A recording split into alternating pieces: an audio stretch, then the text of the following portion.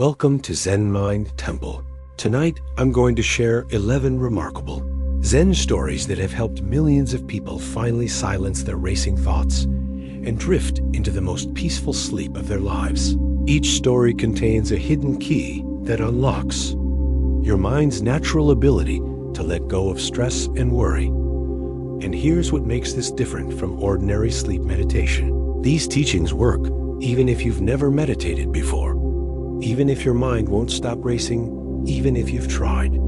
Everything else, the Buddha once said, peace comes from within. Do not seek it without. In the next 3 hours, adjust your pillow. Let your body become heavy against the bed. Take one deep breath with me now, and as you exhale, know that you've just taken the first step on a journey that's been waiting for you since the beginning of time. Let's begin with our first story. The night sky was like a piece of ink-stained cloth that had been soaked in water, slowly spreading across the entire firmament. The mountain wind, carrying the coolness of early autumn, swept up fine rain threads and lashed against the broken walls of the dilapidated temple. The bronze bell at the corner of the eaves had long since fallen silent, leaving only a rusted half-link of chain swaying aimlessly in the wind, with a dull creaking sound, as if the old temple were sighing softly. On such an evening, 2 traveling monks entered the broken temple one after another. The first to arrive wore a gray monk's robe that had been washed until it was faded, with frayed cuffs and a hole in his straw sandals, exposing a toe covered. In mud, he carried a half-worn luggage and looked somewhat weary. As he entered, he shook the rainwater off his robe, and droplets rolled down the folds, leaving small wet marks on the muddy ground. He looked up at the interior of the temple. The central Buddha statue had long lost its head, leaving only half a body tilting there, covered in dust and cobwebs. A pile of dead branches and leaves in the corner presumably had been left by passers-by taking shelter. Without much thought, he found a relatively clean corner, put down his luggage, took out a piece of dry food from it, and slowly chewed while sipping water he had brought. Before long, the temple door was pushed open again, and another traveling monk walked in. Although his robe was also somewhat old, it was well washed. He had a raincoat draped over his shoulder and held a smooth bamboo staff in his hand. After entering, he first glanced around, his gaze pausing slightly when it fell on the first monk. Then he walked straight to the spot next to the Buddha statue. It was slightly higher there, so rainwater was less likely to seep in, and it was just right to avoid the draft. He took off his raincoat, shook off the water droplets, and leaned his bamboo staff against the wall, moving unhurriedly, exuding a sense of calmness. "Venerable brother," the later monk spoke, his voice neither high nor low, with a gentle tone. "I see this temple is not large. I'm afraid it will be just the 2 of us taking shelter here tonight." The first monk lifted his eyelids slightly, his mouth still full of dry food, and vaguely replied, He had an impulsive temperament. After a tiring journey, he was exhausted, and having finally found a place to shelter from the wind and rain, he really had no desire for small talk. The later monk didn't mind. He took out a cloth from his luggage, carefully wiped the dust off the ground, then sat down cross-legged. He took out a small bundle of firewood and flint from his bag, wanting to start a fire in the temple first, to keep warm, and second, to dry their damp clothes. "Hey, I say you." The first monk frowned when he saw him about to start a fire. "This broken temple is drafty everywhere. What's the use of starting a fire? The firewood can easily spark, and what if it burns down the temple?" The later monk paused, looked at him, and said gently, "Brother, this rain won't stop anytime soon, and it will get colder at night. Starting a small fire can keep us warm and prevent us from catching cold and getting sick. I'll keep a careful watch. I won't let any sparks fly out. Careful? What if?" The first monk's tone was impatient. I think we'd better not start it. We can endure for one night. It's not worth taking the risk. He hated trouble all his life, always thinking that it's better to have fewer things to deal with. The later monk didn't argue anymore. He just put the flint back into his bag and silently sorted out his belongings. For a moment, the temple fell, silent, with only the pattering of rain outside and the whistling of the wind through the broken window. After the first monk finished eating his dry food, he felt a bit bored. Looking at the rain outside, he became more and more irritable. He glanced at the monk next to him, who was meditating with his eyes closed, looking so contented, which made him even more displeased. "I say you, how come you have no temper at all? I said not to start a fire, and you just don't?" The later monk slowly opened his eyes, his face still expressionless, and said calmly, "If brother is unwilling, there must be a reason for it. Why argue over this? What reason could I have? I just can't stand your pretentiousness." The first monk, as if a fuse had been lit, raised his voice sharply. "I think you only seem calm on the surface. Who knows what you're thinking inside?" The later monk sighed softly and said, "Brother, we met by chance, just passers-by sheltering from the rain here. Why get so angry? Getting angry harms the body and is not good for cultivation." "Cultivation? You're talking to me about cultivation?" The first monk sneered. "I think you don't even understand the basics of getting along with people. Giving in to others over trivial matters is not calmness. It's cowardice." He had been impulsive when he was young. Later, he became a monk to cultivate, thinking he would calm down, but he still easily lost his temper when things didn't go his way. Instead of getting angry, the later monk asked him, "Brother, we don't know each other. Isn't it fate that we meet here in this broken temple? Why ruin the peace over such a small matter?" "Fate? What fate? I think it's just bad luck to end up with you." The first monk spoke stubbornly, but somehow the word fate touched a chord in his heart. At that moment, the rain outside suddenly intensified. The strong wind, carrying raindrops, slammed hard against the temple door with a clang. The already fragile door shook, looking as if it was about to fall off at any moment. The first monk was startled and no big deal, stepped aside. The later monk immediately stood up, hurried to the door, and tried to hold it with his hands, but the wind was too strong. He couldn't hold it alone, and the door still creaked, teetering. "What are you standing there for? Come and give me a hand." The later monk shouted to the first monk. The first monk hesitated, but seeing the door that could fall at any time, he got up and walked over. The two stood on either side, joined forces to hold the door panel, and after a lot of effort, finally managed to temporarily secure the door. Both were out of breath, looking at each other, and the earlier argument seemed to have been blown away by the storm. "Thank you, brother." The later monk spoke first, his tone sincere with gratitude. The first monk scratched his head awkwardly and said in a low voice, "It's nothing. I couldn't just watch the door fall." He realized that he had been so aggressive earlier, but the other party didn't hold a grudge at all, and he couldn't help but feel guilty. The later monk smiled and said, "You see, we were just arguing about starting a fire, and now we have to hold this door together. Don't you think this is fate?" The first monk fell silent. He thought back to his journey. He had met all kinds of people. Some had helped him, some had clashed with him.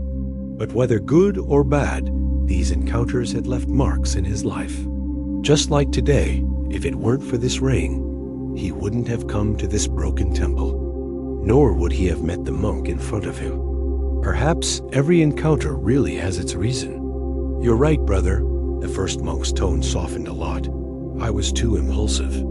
The later monk waved his hand and said, "It's okay. Everyone gets impatient sometimes. In fact, I was like you when I was young, easily angered over trivial things. Later, I met my master, who told me that every encounter in life is due to karmic, causes and effects from previous lives. Whether it's a good or bad fate, it's worth cherishing and reflecting on. Karmic causes and effects? The first monk murmured. Yes. The later monk nodded.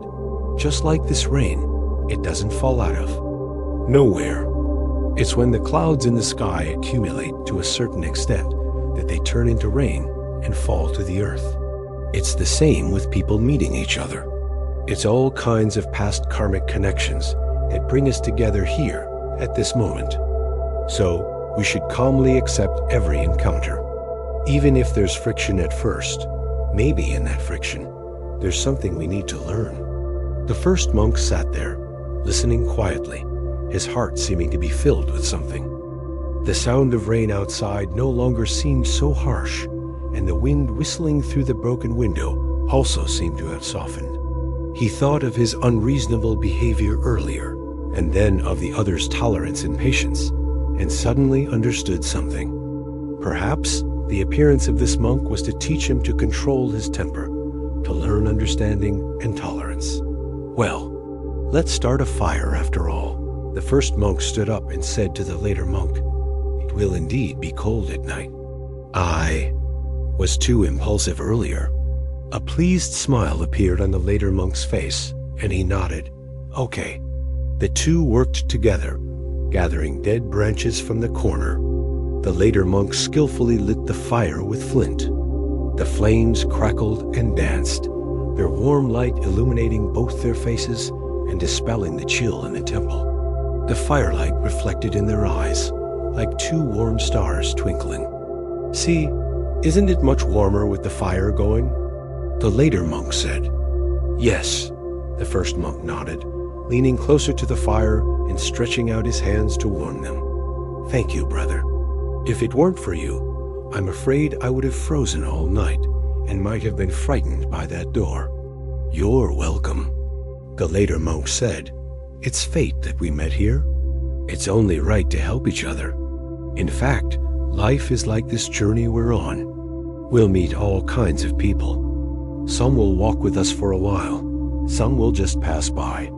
But no matter what, everyone who appears in our lives is not accidental. They may bring us happiness or trouble, but these experiences will make us grow and help us better understand the meaning of life. The first monk listened silently, his irritability and guilt gradually fading away, replaced by a sense of peace and tranquility. He looked at the dancing flames, as if seeing all the encounters in his past, those who had made him angry, confused, or grateful now became clear. He suddenly realized that it was these various encounters that made up his complete life. The rain was still falling, but the temple was filled with warmth and peace. The two traveling monks sat around the fire, occasionally exchanging a few words, but more often sitting quietly, savoring this rare tranquility. They knew that after the rain stopped tomorrow, they might take different paths and never see each other again. But this encounter under the temple's eaves, this experience from dispute to mutual appreciation, would remain in their memories forever, becoming a precious fate on their path of cultivation. As the night grew deeper, the firelight gradually dimmed, turning into a pile of glowing red embers. The first monk leaned against the wall, unknowingly falling asleep with a peaceful smile on his face. The later monk looked at his sleeping figure, then slowly closed his eyes, silently thinking, every encounter is a promise from a previous life, a gift in this life. May we all cherish every meeting and find our own peace and growth in the coming and going of fate. The first light of dawn seeped through the cracks in the temple walls, casting thin golden streaks across the dusty floor. The rain had stopped during the night, leaving behind a crisp, earthy scent that drifted in through the broken windows. The two traveling monks stirred from their slumber, the embers of last night's fire now cold and gray. They exchanged a silent nod, a mutual understanding passing between them as they packed their belongings. There was no need for lengthy farewells. Some encounters, like the rain, leave their mark and then fade, but the memory lingers like the dampness in the air. As the monks departed, each taking a different path down the mountain, the morning sun climbed higher, warming the dewy grass and coaxing birds into song. Down in the valley, a small tea house nestled between two ancient pines began to stir. Old Chun, the owner, had been running the tea house for over 40 years. His hands, weathered by time and countless pots of boiling water, moved with a quiet rhythm as he swept the wooden porch, the broom straw brushing softly against the planks. The tea house was a humble structure, its roof tiled with weathered, gray shingles that had been patched more times than Old Chun could remember. Inside, a dozen wooden tables with chipped edges stood in neat rows, each paired with benches that creaked under the weight of anyone who sat down. The walls were lined with shelves holding clay teapots of various sizes, some smooth and well-worn from use, others still bearing the rough texture of their making. Above the hearth, where a kettle now simmered gently, hung a faded scroll with a single character written in brush: peace. It had been a gift from a scholar who'd passed through decades ago, and Old Chun had kept it there ever since. By mid-morning, the first customers began to arrive. A group of farmers, their boots caked with mud from the fields, tromped in, laughing loudly as they shook off the chill of the morning. They settled at their usual table by the window, slapping their thighs and ordering large mugs of strong tea. To wake themselves up, Old Chun moved among them, pouring tea with a steady hand, his eyes crinkling at the corners as he listened to their stories of crop yields and weather forecasts. "Morning, Master Chun," one of the farmers called out, raising his mug in a toast. "That rain last night did wonders for the rice paddies. Should be a good harvest this year." Old Chun nodded, a faint smile on his face. "Good to hear, Lai. The earth was thirsty." Next came a pair of merchants, their silk robes rustling as they hurried in, looking harried. They ordered tea to go, their voices low as they discussed prices and trade routes. Old Chun packed their tea in paper wrappers, his fingers deftly tying the string, and listened as they argued over whether to take the coastal road or the mountain pass. "Robbers have been troubling the coastal route," one merchant said, his brow furrowed. "But the mountain pass is dangerous after rain landslides, you know." Old Chun handed them their packages, saying quietly, "The road you choose is the road you're meant to take. Worrying about what might happen only clouds thee mind." The merchants paused, looking at him as if seeing him for the first time. Then one shrugged, tossing a few coins on the counter. "Wise words, old man. Maybe we'll take the mountain pass. Slow and steady, eh?" Old Chun didn't reply, just nodded as they hurried out the door. He'd learned long ago that people didn't always come to the tea house just for the tea. Sometimes they came for the silence, the chance to pause in their busy lives and let their thoughts settle like tea leaves at the bottom of a cup. As the day wore on, the tea house filled and emptied like the tide. A mother with a fussy baby stopped in, seeking a moment of respite. Old Chun made her a cup of chamomile tea and rocked the baby gently until it fell asleep. A young couple argued, in hushed tones in the corner, their words sharp with hurt, until Old Chun placed a plate of sweet pastries between them, saying, "Bitter words need something sweet to balance them." They looked at each other, then at him, and slowly began to talk, their voices softening as the tea cooled. But the customer Old Chun looked forward to most was Mr. Zhang, a retired teacher who lived alone in a small cottage at the edge of the village. Mr. Zhang came every afternoon at precisely 3 o'clock, wearing a well-pressed cotton robe and carrying a book under his arm. He would sit at the same table by the hearth, order a pot of jasmine tea, and read for an hour, pausing occasionally to sip his tea and watch the world go by. Sometimes, if the tea house was quiet, Mr. Zhang would talk to Old Chun about the books. He was reading poetry from the Tang Dynasty, philosophy from ancient scholars, even the occasional story about his students, now grown with children of their own. Old Chun would listen, his hands busy wiping mugs or arranging teapots, and offer a few words now and then, words that seemed to carry more weight than he knew. The problem with young people today is they're in too much of a hurry, Mr. Zhang said one afternoon, closing his book with a sigh. They want everything right away: success, love, happiness. They don't understand that good things take time, like brewing a fine tea. Old Chun nodded, pouring him another cup. Tea needs hot water to release its flavor, but too hot and it burns. Time is like the water. You have to let it be just right. Mr. Zhang smiled, tapping the table gently. You should have been a teacher, Old Chun. You have a way with words. Old Chun shook his head. I'm just a tea maker. But tea teaches its own lessons, don't you think? Their conversations became a ritual, a quiet dance of words that unfolded like the steam rising from a hot cup of tea. Old Chun looked forward to those afternoons, not just for the company, but because Mr. Zhang made him feel like more than just a tea house owner. He made him feel like a friend. Then, one day, Mr. Zhang didn't come. Old Chun glanced at the clock on the wall as 3 o'clock came and went, then 4. The tea he'd set aside for Mr. Zhang grew cold, and the chair by the hearth remained empty. He tried not to worry. Perhaps Mr. Zhang was ill, or had gone to visit relatives in the city. But when the next day came and went with no sign of him, Old Chun felt a hollow ache in his chest, like a cup that had been knocked over and left empty. On the 3rd day, a neighbor of Mr. Zhang's stopped by the tea house, her eyes red from crying. Mr. Zhang passed away in his sleep, she said, her voice trembling. He was so peaceful, they said. Just didn't wake up. Old Chun stood frozen, the rag in his hand dropping to the floor.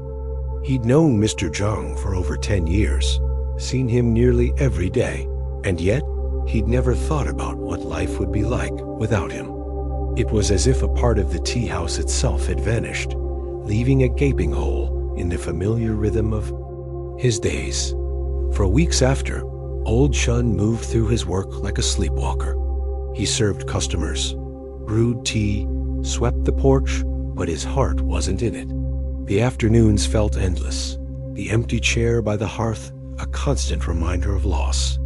He found himself staring at Mr. Zhang's favorite teacup, still sitting on the shelf where he'd always kept it, and wondering if all good things were meant to end. One rainy afternoon, much like the day the 2 monks had met in the temple, the tea house was nearly empty. A soft drizzle pattered against the roof, and the air smelled of wet earth and jasmine tea. Old Chun sat at Mr. Zhang's table, his hands wrapped around a warm mug, and let his thoughts drift.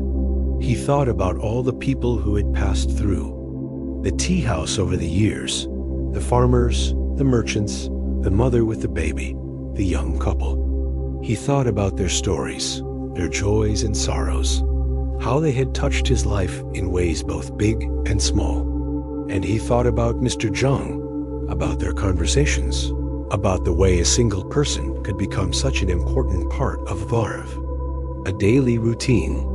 Just then, the bell above the door jingled, and a young woman walked in. She was carrying a book, and when she saw the empty chair by the hearth, she hesitated, then asked, "Is this seat taken? My grandfather used to sit here. He spoke so much about this tea house, about the kind man who runs it." Old Chun looked up, and in her eyes, he saw a flicker of Mr. Zhang's kindness, the same spark of curiosity and warmth. "Your grandfather was a good man," he said, his voice thick with emotion. The young woman smiled, sitting down in the chair. He always said this was his favorite place in the world.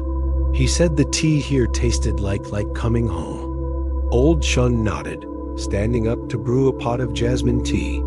As he poured the hot water into the teapot, Watching the leaves unfurl, he suddenly understood. Mr. Zhang hadn't left him. He was still there, in the stories, in the lessons, in the very air of the tea house. And now, in this young woman, carrying his book and his memories, he was being reborn. Life, old Chun realized, was like a teacup. It was filled and emptied, again and again, with each person who came and went. But even when the cup was empty, the warmth lingered. The connections we make, the moments we share, they don't disappear. They become a part of us, shaping who we are, just as the tea leaves shape the flavor of the water. He placed the pot of tea on the table in front of the young woman, and as she took her first sip, her eyes lit up. "It's just like he described," she said. "It tastes like home." Old Chun smiled, a weight lifting from his shoulders. "Home isn't a place," he said. "It's the people we meet along the way. And some people, even when they're gone, still feel like home." The young woman nodded, opening her book. "My grandfather used to say something like that. He said every encounter is a gift, even if it doesn't last forever." Old Chun returned to his counter, but this time, his steps felt lighter. The empty chair was no longer empty. It was filled with memories, with lessons learned, with the quiet understanding that meeting is where we belong. Meeting is belonging. We don't need to hold on to people forever to feel their presence. Sometimes, just having them in our lives for a while is enough. As the rain continued to fall outside, Old Chun looked around the tea house, at the farmers laughing, at the young woman reading, at the steam rising from cups of tea, and he knew that he was exactly where he was meant to be. In this moment, with these people, in this place, he was home. The rain that had lingered over the valley for days showed no sign of letting up. It fell in thin silver threads, weaving a misty veil over the village and turning the stone paths that crisscrossed the hills into sleek, treacherous ribbons. Down in the tea house, Old Chun had lit a fire in the hearth, its warmth a gentle invitation to those caught in the drizzle. But beyond its walls, the world remained damp and slow-moving. On one such morning, a young scholar named Wei hurried along the main path, his robes tucked up to avoid the mud, a leather satchel clutched tightly to his chest. Inside the satchel was a manuscript he'd spent months copying, a rare collection of poems by a long-dead poet, borrowed from a wealthy patron in the next town. He was due to return it by sunset, and the rain was making him anxious. His shoes, thin and designed more for comfort than for rough terrain, slipped on the wet stones, forcing him to walk with small, tentative steps. "Stupid rain," he muttered, under his breath, dodging a puddle that had formed in a dip between two stones. As if this journey wasn't tedious enough, Wei was not a man accustomed to hardship.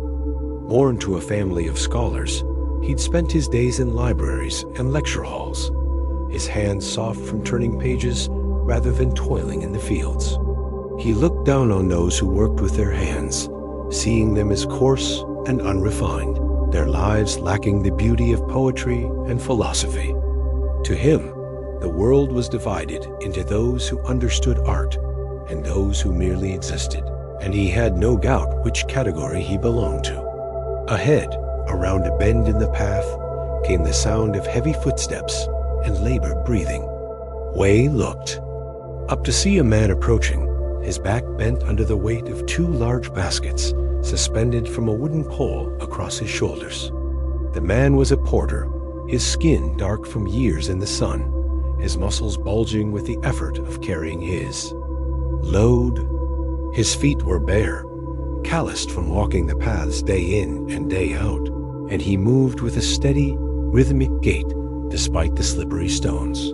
Wei stepped to the side, assuming the porter would do the same, but the path was narrow, barely wide, enough for two people to pass, and the porter, focused on maintaining his balance, didn't see Wei until they were almost upon each other. "Watch where you're going," Wei shouted, stepping back sharply. His foot slipped on a moss-covered stone, and he stumbled, dropping his satchel. The manuscript inside fell out, its pages fluttering open and catching the rain. The porter, startled, tried to stop suddenly, but the weight of his baskets pulled him forward. He collided with Wei, sending both men sprawling into the mud. The porter's baskets tipped over, spilling their contents, potatoes, carrots, and a small sack of rice across the path. "Look what you've done," Wei shrieked, scrambling to gather his manuscript. The pages were already damp, the ink starting to blur. "This is irreplaceable. You clumsy fool." The porter, his knees scraped raw from the fall, pushed himself up slowly. He looked at the spilled vegetables, then at the scholar's angry face, and felt a surge of irritation. "You were the one who stepped into my way," he said, his voice rough but steady. "I've been carrying these goods for miles, and you expect me to stop on a dime because a fancy scholar can't watch where he's walking? I am not just a fancy scholar," Wei retorted, his cheeks flushed with anger. "I am delivering a priceless manuscript, something that matters, unlike your vegetables." He kicked a potato out of his way, his lip curling in disdain. The porter's jaw tightened. He'd worked hard to gather those vegetables, waking before dawn to harvest them from his small plot of land, then carrying them to the market to sell so he could feed his family. To have them dismissed as worthless stung more than the scrape on his knee. "And what makes your manuscript so important?" he asked, bending to pick up a carrot. "Does it put food on the table? Does it keep a roof over anyone's head? Or is it just words on paper, meant to make people like you feel superior?" Wei gasped, clutching the manuscript to his chest as if it were a sacred relic. "How dare you? This is art, you ignorant brute. It's the accumulated wisdom of centuries. It's more valuable than anything you'll ever understand." The porter stood up, brushing mud from his clothes. "Wisdom that can't help you walk down a wet path without falling? Wisdom that makes you treat people like dirt because they work with their hands?" He shook his head. "Sounds like a poor kind of wisdom to me." They stood there, glaring at each other, the rain falling steadily around them. Wei's manuscript was now thoroughly soaked, its pages sticking together, and the porter's vegetables were scattered and muddy, many of them bruised beyond repair.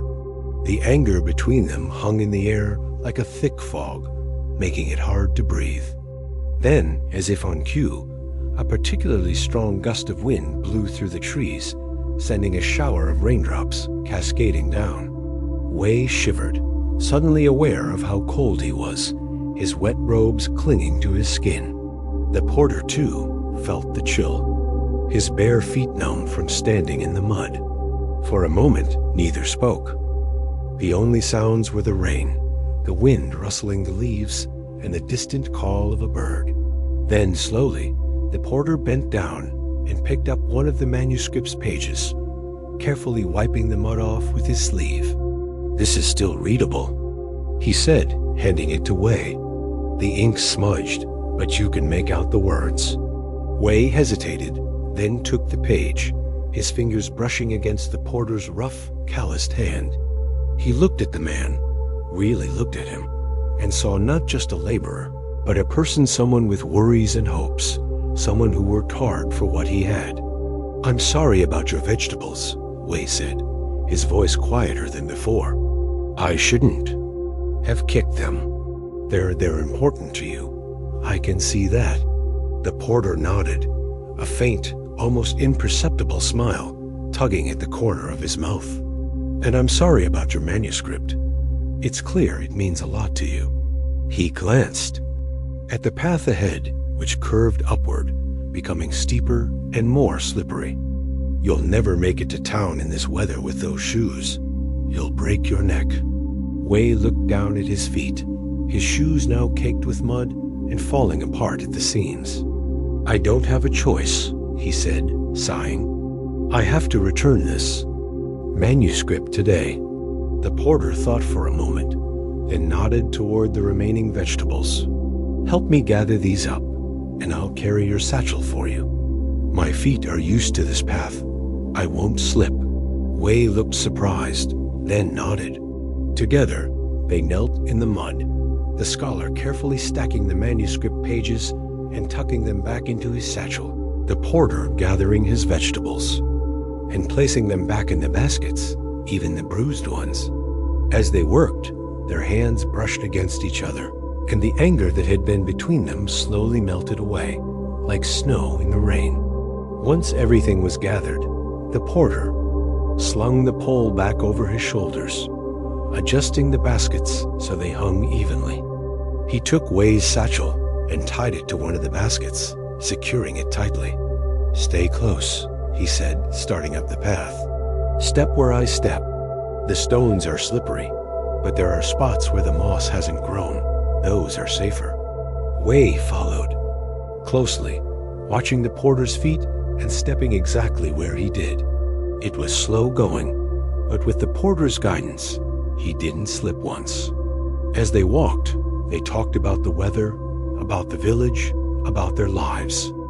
Wei learned that the porter's name was Lin, that he had a wife and 2 children, and that he dreamed of buying a small cart so he wouldn't have to carry his goods on his back anymore. Lin learned that Wei was studying to be a teacher, that he loved poetry because it made him see the world in new ways, and that he was nervous about returning the manuscript because the patron was known for being strict and unforgiving. "You're not so bad for a scholar," Lin said after a while, grinning. "You don't just talk about books, you actually care about them." "And you're not so bad for a porter," Wei replied, smiling back. "You're smarter than you let on." Lin laughed. "I've learned a thing or two from carrying people's loads. You hear a lot when you're quiet. People forget you're there, and they talk about their hopes, their fears, their mistakes. It's like reading a book, but better, because it's real." Wei thought about that as they walked, about how he'd always thought wisdom came from words on a page, but how in just a few hours, he'd learned more from this porter than he had from months of studying. He learned that respect isn't about what you do, but about who you are. He learned that everyone, no matter how different, has something to teach. And he learned that sometimes the people you least expect to help you are the ones who end up saving you.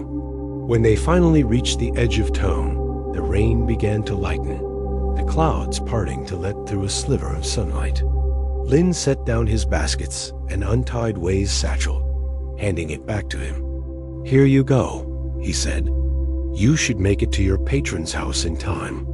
Wei took the satchel, opening it to check on the manuscript. The pages were still damp, but the words were legible, thanks to Lin's care.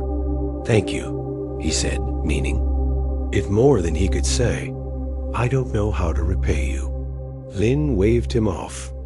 "Just remember, next time you see someone struggling, offer a hand. That's repayment enough." He paused, then added, "And maybe wear sturdier shoes next time you're walking in the rain." Wei laughed, a genuine, warm sound. "I will, and Lin good. Luck with the cart. I hope you get it soon." The porter nodded, then turned and started toward the market, his step lighter than before, despite the weight on his shoulders. Wei watched him go, then turned toward the patron's house, feeling a new sense of purpose. As he walked, he thought about the path, about how slippery and dangerous it had been alone, but how manageable it had become with someone to guide him. Life, he realized, was like that path full of obstacles and unexpected turns, and sometimes you needed someone else to help you find your way.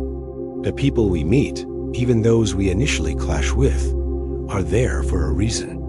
They challenge us, teach us, and sometimes, when we least expect it, they help us along.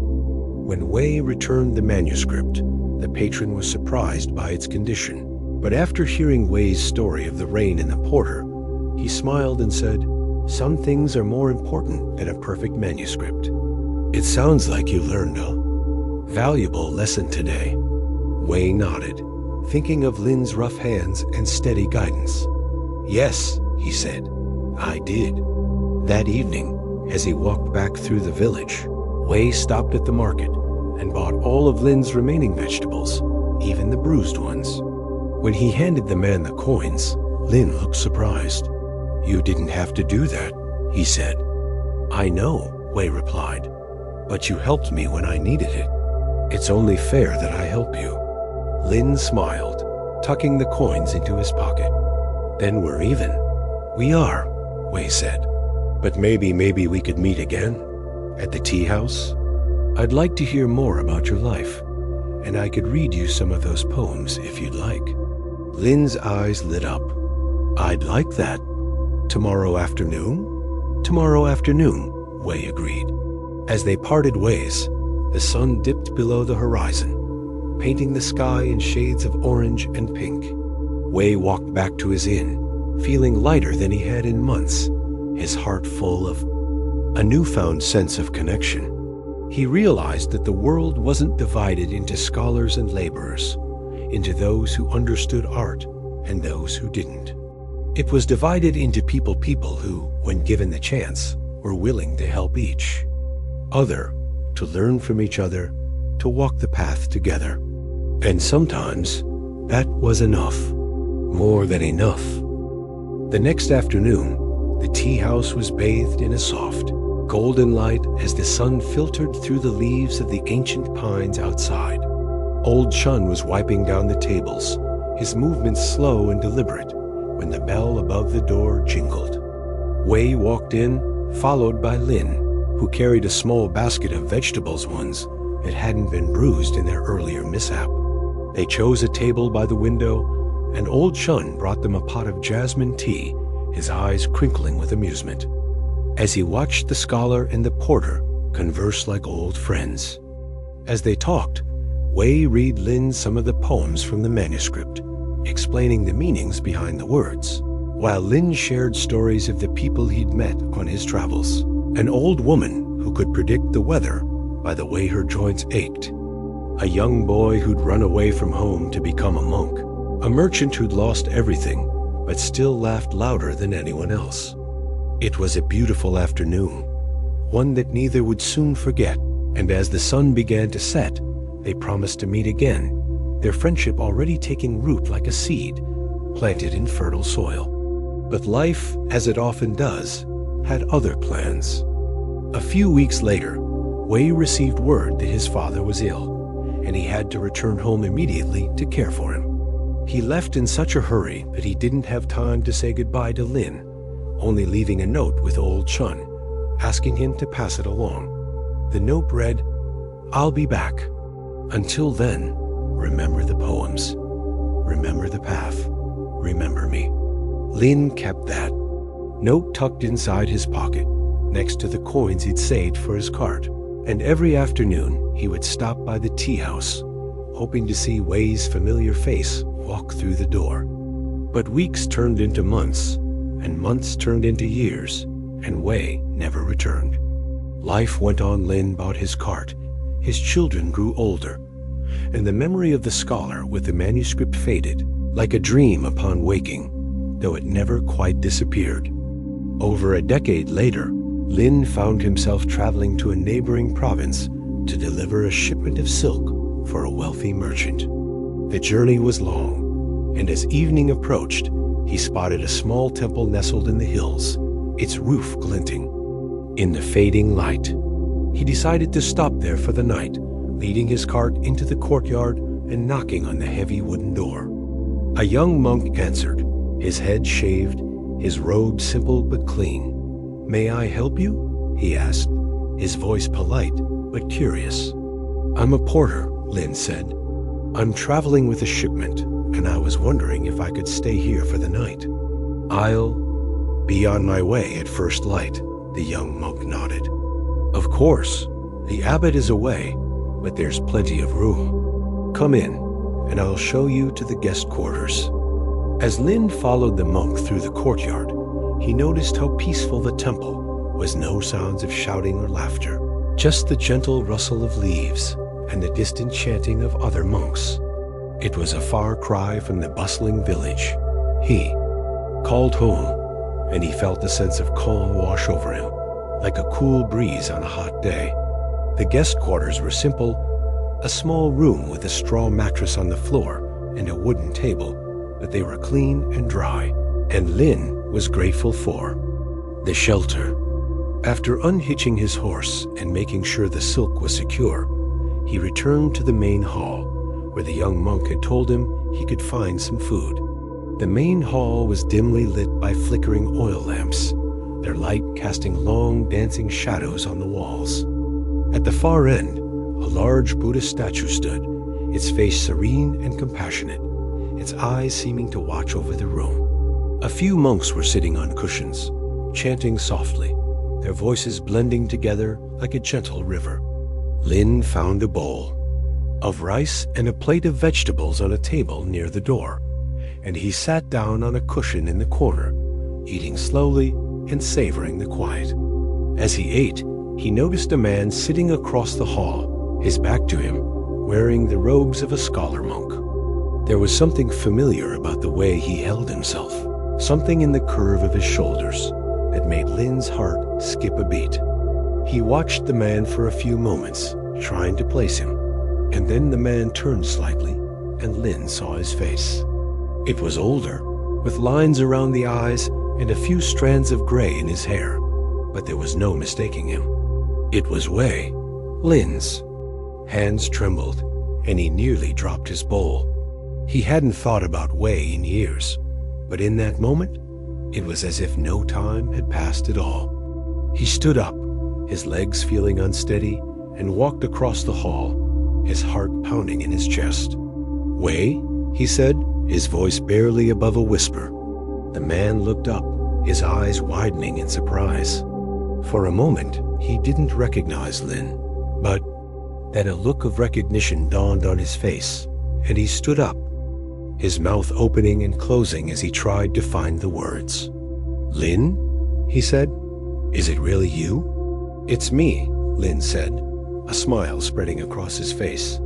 "After all these years." They stood there, staring at each other, the chanting of the monks fading into the background as the memories came flooding back: the rain, the manuscript, the tea house, the promise to meet again.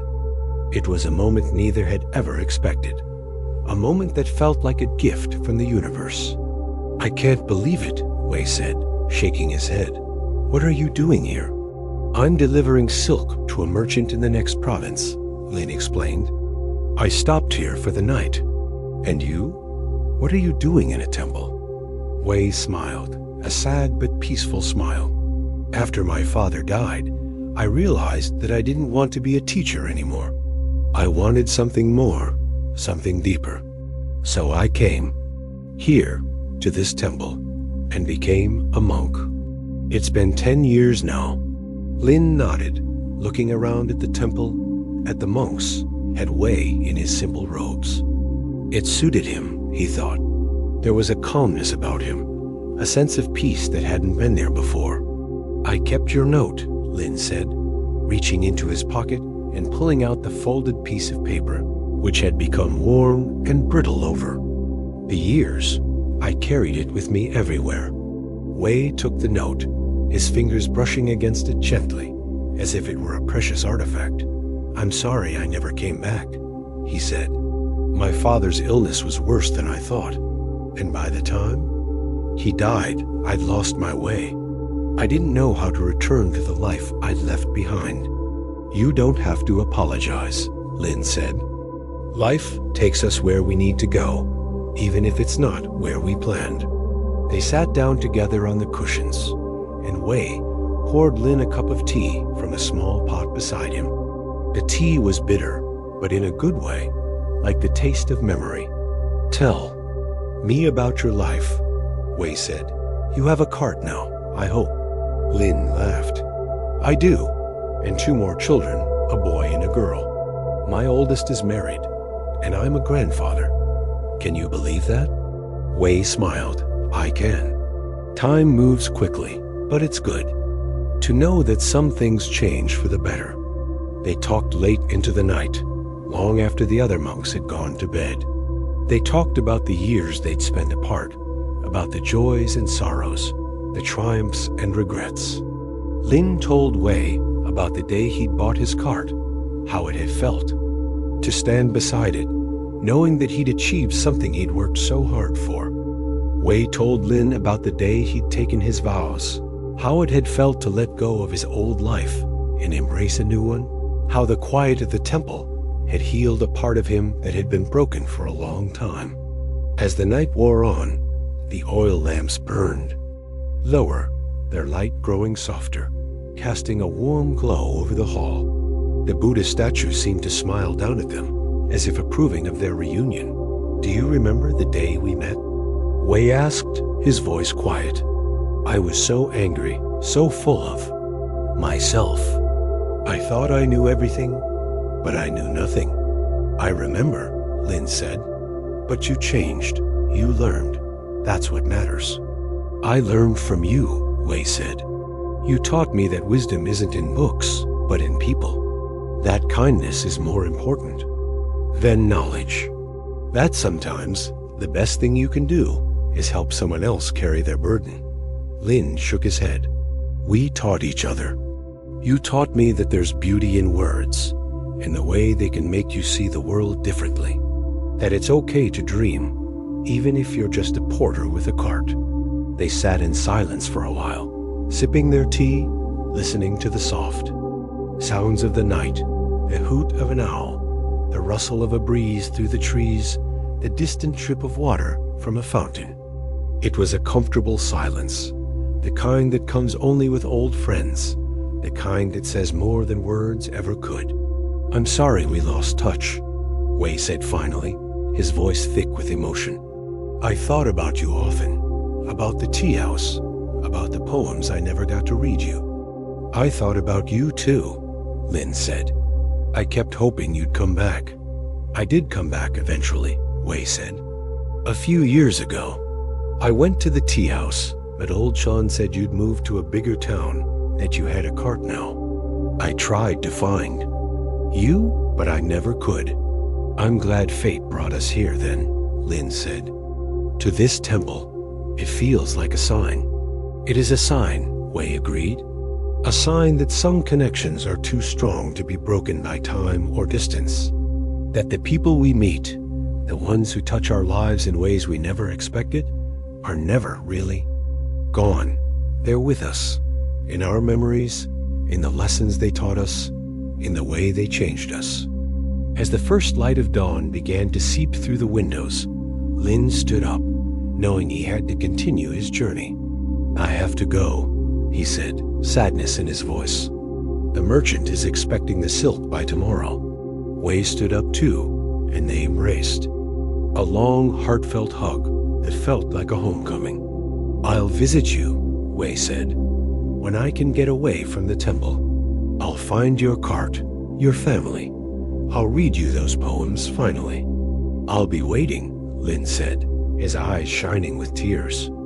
"And I'll tell you more stories. About my grandchildren, about the people I've met, about how much my life has changed because of you." They said their goodbyes, and Lin walked out into the courtyard, the morning air crisp and fresh. He climbed into his cart, clicked his tongue to urge the horse forward, and as he rounded the bend in the road, he looked back at the temple, seeing Wei standing in the doorway, waving. Lin waved back, a smile on his face, and then the temple was out of sight. He thought about the journey ahead, about the silk he was delivering, about the family waiting for him at home, and he felt a deep sense of gratitude. Gratitude for the rain that had brought him and Wei together, for the years that had passed, for the temple that had reunited them. He thought about how life was full of unexpected twists and turns, how the people we meet are like stars in the sky. Some are bright and close, others are distant and faint, but they all light up our path in their own way. He thought about how time has a way of healing wounds, of softening edges, of showing us what's truly important. And as he drove down the road, the sun rising higher in the sky, Lin knew that no matter how much time passed, no matter how far apart they were, he and Wei would always be connected. By the rain, by the manuscript, by the tea house, by the shadow of the lamp before the Buddha, by the light of the Buddha that had watched over them both, then and now. The sun climbed higher in the sky as Lin drove his cart down the road, the silk shipment secure behind him. The memory of his reunion with Wei lingered like the scent of jasmine tea, warm and comforting. He thought about how their paths had crossed again after so many years, and how even in that brief meeting, they'd picked up right where they'd left off, as if the years between them were nothing but a dream. It was a reminder, he thought, that some connections are woven into the fabric of our lives, invisible but unbreakable. As the day wore on, the landscape changed, the rolling hills giving way to denser forests, their trees tall and ancient, their branches weaving together to form a canopy that filtered the sunlight into dappled patterns on the road. Lin had traveled this way before, but it had been years, and the path seemed unfamiliar, winding in ways he didn't remember. He slowed the horse, squinting ahead, trying to recall if there was a fork in the road or a landmark he should be watching. "Come on, old girl," he said to the horse, patting her neck. "You remember the way, don't you?" The horse nickered, as if in response, but didn't seem to have any better idea than he did. The road had split into two paths a few miles back, and Lin had chosen the left one, trusting his instincts, but now he wasn't so sure. The trees were thicker here, the air cooler, and there was a stillness that made him uneasy, as if the forest itself was holding its breath. He stopped the cart, climbed down, and walked a few steps ahead, looking for any sign of a village or a traveler who might point him in the right direction. But the road was empty, save for a few birds flitting from branch to branch, and a squirrel scurrying up a tree with a nut in its mouth. He sighed, running a hand through his hair. If he didn't find his way soon, he'd miss the merchants. Deadline, and all his hard work would be for nothing. Just as he was about to climb back into the cart, he heard a sound of soft whistling coming from somewhere in the trees. He listened, tilting his head, and then he saw a figure emerging. From the underbrush, a bundle of firewood slung over his shoulder. It was a woodcutter, his face weathered by the sun and wind, his hands rough and calloused, but his eyes clear and bright, like water in a mountain stream. "Lost?" the woodcutter asked, smiling as he approached. His voice was deep and warm, like the rumble of a distant thunderstorm. Lin nodded, feeling a surge of relief. I'm trying to get to the town of Fengxi, but I must have taken a wrong turn. Do you know the way?"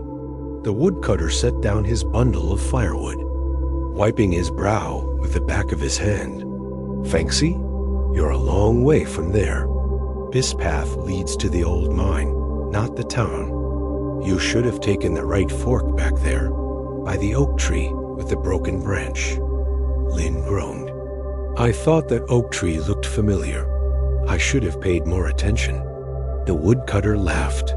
"It's easy to get turned around. In these woods, they have a way of making every path look the same. But don't worry if you follow me. I can lead you back to the main road. It's not far." "Really?" "That would be a great help," Lin said, grateful. "I'm supposed to deliver a shipment to a merchant in Fengxi by tomorrow," and I was starting to panic. The woodcutter nodded. "I understand. Let me just stow this firewood in my hut, and I'll show you the way. It's just a little ways into the woods." Lin followed him, leading the horse and cart along the path as the woodcutter walked ahead, his steps sure and steady. They came to a small clearing where a humble hut stood, its walls made of logs, its roof thatched with straw. Smoke curled from the chimney, and there was a garden beside it, filled with vegetables and herbs. It was simple, but cozy, like a picture from a storybook. The woodcutter set down his firewood, then went into the hut and emerged a moment later with a water skin. He handed it to Lin, who drank deeply, the cool water refreshing after his long journey. "Thank you," Lin said, handing it back. "My pleasure," the woodcutter said. "I don't get many visitors out here. It's nice to have someone to talk to, even if it's just for a little while." He led Lin back to the path, and they walked together, the woodcutter pointing out things along the way, a deer darting into the trees, a patch of wild berries, a stream that sparkled like silver in the sunlight. He knew the forest like the back of his hand. Lin realized every rock and tree and bird call familiar to him. "How long have you lived here?" Lin asked. "All my life," the woodcutter said. "My father was a woodcutter, and his father before him. We've always lived in this hut, making our living from the forest. It's not a glamorous life, but it's honest and quiet." "I like the quiet," Lin nodded. "I can see why. It's peaceful here, away from the noise of the village." "It is," the woodcutter said, "but it can be lonely too. That's why I was glad to see you. It's not often I get to hear about the world beyond these trees." They talked as they walked, the woodcutter asking about the village where Lin lived, about his family, about the silk he was delivering. Lin told him about his children and grandchildren, about his cart, about the tea house where he'd met Wei so many years ago. He told him about the rain, the manuscript, the way their friendship had endured even after all those years apart. "Sounds like you've had a good life," the woodcutter said, smiling. "I have," Lin agreed, "but it hasn't been easy. There have been hard times, illness, poverty, loss. But I've learned that even in the hard times, there are blessings. A kind word, a helping hand, a chance meeting with someone who shows you the way." He looked at the woodcutter. "Like you, for example?" The woodcutter shrugged, but Lin could see a hint of pleasure in his eyes. "I'm just doing what anyone would do. But your right life is full of small blessings if you take the time to notice them. Like this forest, for example. It gives me everything I need: wood to burn, food to eat, a place to call home. I try to be grateful for it every day." They walked for a while longer, and then the woodcutter pointed ahead to where the trees thinned and a wider road came into view. "There's the main road," he said. "Turn left, and you'll be in Fengxi by sunset. You won't miss it. The town has a big red gate at the entrance." Lin felt a weight lift from his shoulders. "Thank you," he said. "I don't know how to repay you for your help." The woodcutter waved him off.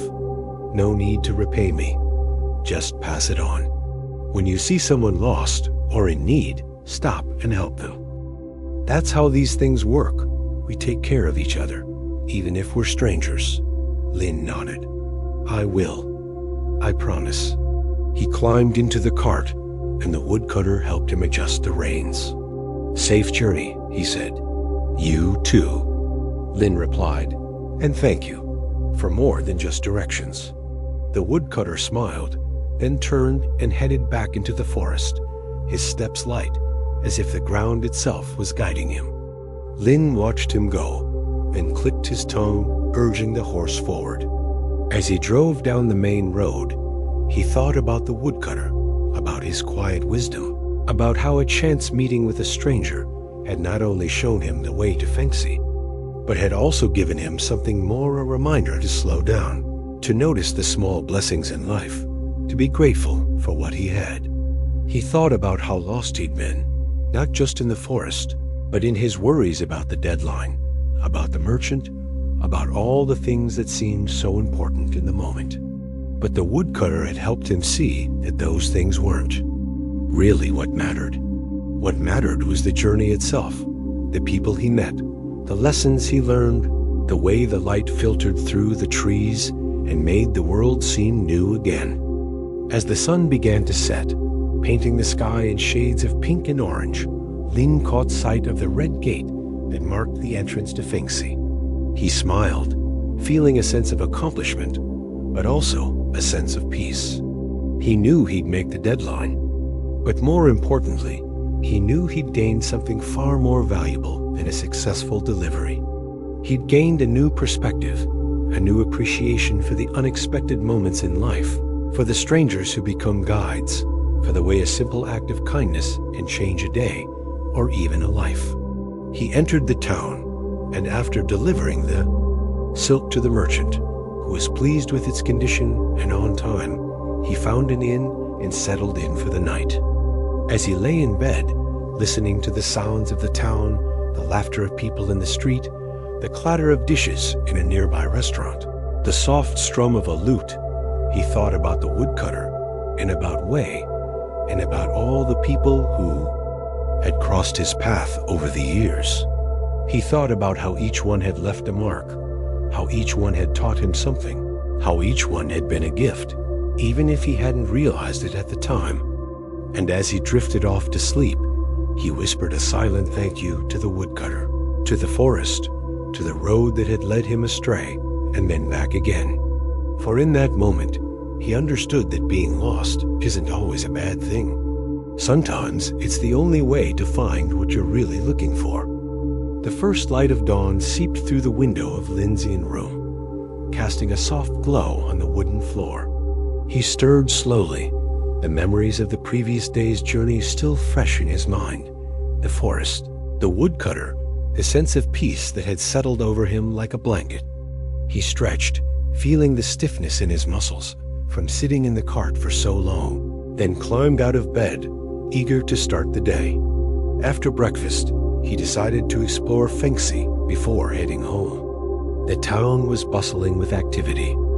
Vendors calling out their wares, children running through the streets, merchants haggling over prices. It was a far cry from the quiet of the forest, but there was a charm to it, a vibrancy that made Lin smile.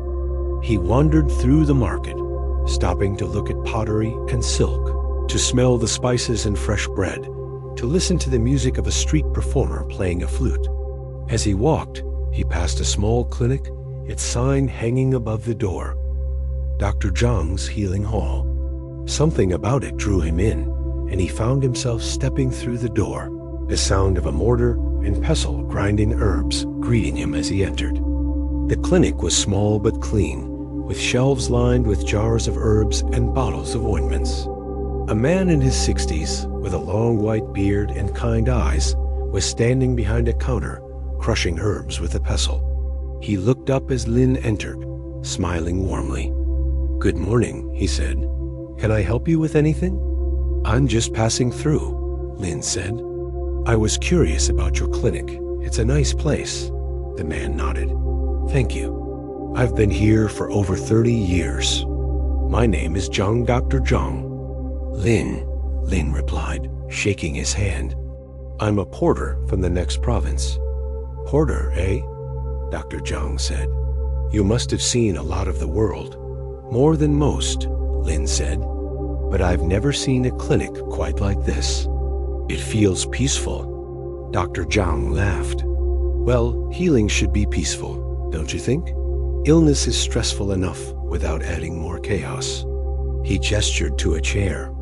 "Have a seat. I was just making a poultice for a patient. It can wait a few minutes." Lin sat down, watching his doctor. Zhang set aside the mortar and pestle and poured them both a cup of tea. The tea was bitter, but with a hint of sweetness, and Lin felt it warm his chest as he drank. "Do you get many patients?" Lin asked. "Enough," Dr. Zhang said. "Mostly villagers, with minor ailments, headaches, colds, aches and pains. But every now and then, someone comes in with something more serious. Someone who's been suffering for a long time, who's tried everything else and is desperate for help." He paused, looking off into the distance as if remembering something. "There was a man who came to see me about 3 years ago. He had a conditioned chronic pain in his joints, so bad he could barely walk. He'd seen other doctors, taken all kinds of medicines, but nothing worked. He was ready to give up." Lin leaned forward, interested. "What did you do?" "I did what I always do," Dr. Zhang said. "I listened. I asked him about his life, about his habits, about his feelings. Sometimes the body holds on to pain because the mind is holding on to something else: grief, anger, regret. He told me he was a scholar, that he'd spent his life studying, but that he'd never been able to find a job, never been able to make his parents proud. He felt like a failure," he said, "like he'd wasted his life." Dr. Zhang sighed. "I prescribed him some herbs, of course something to reduce the inflammation, to ease the pain. But I also told him to come back every week, not just for more medicine, but to talk, to tell me about his studies, about his hopes, about his fears." And slowly, over time, something changed. "What changed?" Lin asked. "He started to heal, Doctor," Zhang said. "Not just his body, but his mind. The pain lessened, but more importantly, he started to see his life differently. He realized that his worth wasn't tied to his job or his parents' approval, but to who he was: kind, intelligent, thoughtful. He started volunteering at the village school, teaching the children to read and write. And as he gave back, as he connected with others, the pain faded more and more." Lin nodded, thinking about Wei, about how the temple had healed him in much the same way. "It sounds like you didn't just treat his body," he said. "You treated his soul." Dr. Zhang smiled. "They're not separate, you know, the body and the soul. They're two parts of the same whole. You can't heal one without healing the other." He looked at Lin. "That's why I love this job. It's not just about medicine. It's about people, about listening, about being there for them when they need it most." Just then, the bell above the door rang, and a man walked in. He was in his 40s, with a lean frame and a gentle face, but there was a stiffness to his movements, a hint of pain in his eyes. "Dr. Zhang," he said, smiling. "Master Lai," Dr. Zhang replied. "Come in. How are you feeling today?" "Better," the man said. "The herbs are working. I even managed to walk to the market yesterday without needing my cane." "That's wonderful news, Doctor." Zhang said. "Let me take a look at your wrist." The man held out his wrist, and Dr. Zhang examined it, pressing gently, asking questions. Lin watched, fascinated by the way Dr. Zhang interacted with his patient, not just as a doctor, but as a friend. There was trust there, respect, a deep understanding that went beyond the usual doctor-patient relationship. After examining him, Dr. Zhang mixed up a new batch of herbs and handed it to the man. "Take this twice a day, as before, and keep walking slowly, but steadily. It's good for you." "Thank you," the man said. "I don't know what I'd do without you." Dr. Zhang waved him off. "Nonsense. You're the one doing the hard work. I'm just here to help." As the man left, Lin turned to Dr. Zhang. "That's him, isn't it? The scholar you were telling me about?" Dr. Zhang nodded. "Yes, Master Lai. He comes by every week, even now that he's better. We talk, we drink tea, we sometimes play chess. He's become a good friend." "It's amazing," Lin said, "how a doctor and a patient can become friends." "It's not so amazing, Doctor," Zhang said. "When you spend that much time with someone, when you see them at their weakest, when you help them through their pain, a bond forms. It's inevitable, and it's a gift, really, to be able to walk with someone through their darkest days, to see them come out the other side, stronger and brighter. That's a privilege." He looked at Lin. "You know, being a porter, you probably form similar bonds with people. You carry their goods, but you also carry their stories, their worries, their hopes. You're with them during the journey, through the good times and the bad." Lin thought about that. "I never thought of it that way," he said. "But you're right. There's something about sharing a journey with someone that brings you closer. You see them as they really are, not just as a customer or a stranger. They sat in silence for a while, drinking their tea, listening to the sounds of the clinic, the occasional rustle of herbs, the distant voices from the street, the soft ticking of a clock on the wall. It was a peaceful moment, one that made Lin feel grateful for the chance to stop, to talk, to connect with someone new. As the morning wore on, more patients came in, and Lin decided it was time to leave. He stood up, shaking Dr. Zhang's hand.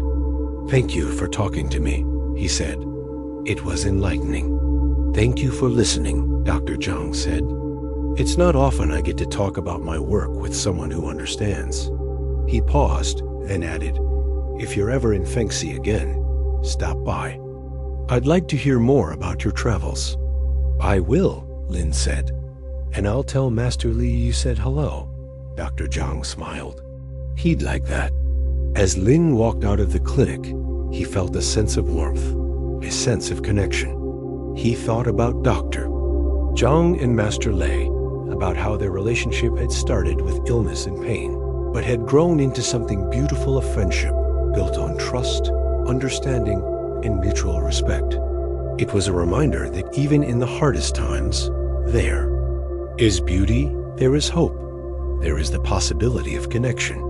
He thought about how life is full of unexpected friendships between scholars and porters, between monks and woodcutters, between doctors and patients. Friendships that start with a chance meeting, a shared journey, a moment of need. Friendships that change us, that make us better, that remind us that we are never truly alone. As he walked back to the inn to collect his cart and horse, Lin smiled. He had a long journey ahead of him, but he didn't mind. He was looking forward to the road, to the people he might meet, to the stories he might hear. Because now he knew that every journey, no matter how long or difficult, is a gift. And every person we meet along the way is a teacher, a friend, a reminder of the beauty and complexity of life. And as he climbed into his cart and urged the horse forward, Lin knew that he would carry the memory of Dr. Zhang and Master Li with him, just as he carried the memory of Wei and the woodcutter. They were all part of his story, part of who he was, part of the beautiful, messy, wonderful tapestry of life. The road home stretched out before Lin like a ribbon unfurling across the countryside, the sun warm on his back as he urged his horse forward. The cart rumbled softly, the silk shipment now replaced with a few small gifts for his family, a wooden doll for his granddaughter, a length of blue cloth for his wife, a new knife for his son. His mind wandered back to the people he'd met in Fengxi, Dr. Zhang with his gentle wisdom, Master Li with his quiet strength, and he smiled, feeling grateful for the detour that had led him to them. As the day wore on, the landscape changed. Again, the rolling hills giving way to a wide river that glistened in the sunlight. Lin knew this river well. It marked the halfway point between Fengxi and his village, and to cross it, he'd need to find the ferryman who worked at the small ferry crossing, a mile or so downstream. He followed the riverbank, the sound of water lapping against the shore growing louder, until he spotted a small wooden dock and a rickety old boat tied to it. A man sat on a stool beside the dock, his legs stretched out, a straw hat pulled low. Over his face, snoring softly. Beside him, a sign read, "Ferry service crossing when needed." "Excuse me," Lin called out, waking the man. The ferryman sat up, pushing his hat back to reveal a weathered face with deep lines and eyes. That had seen many years. He yawned, stretching his arms. "Sorry, son. Must have dozed off. You need a ride across?" "I do," Lin said. "How much?"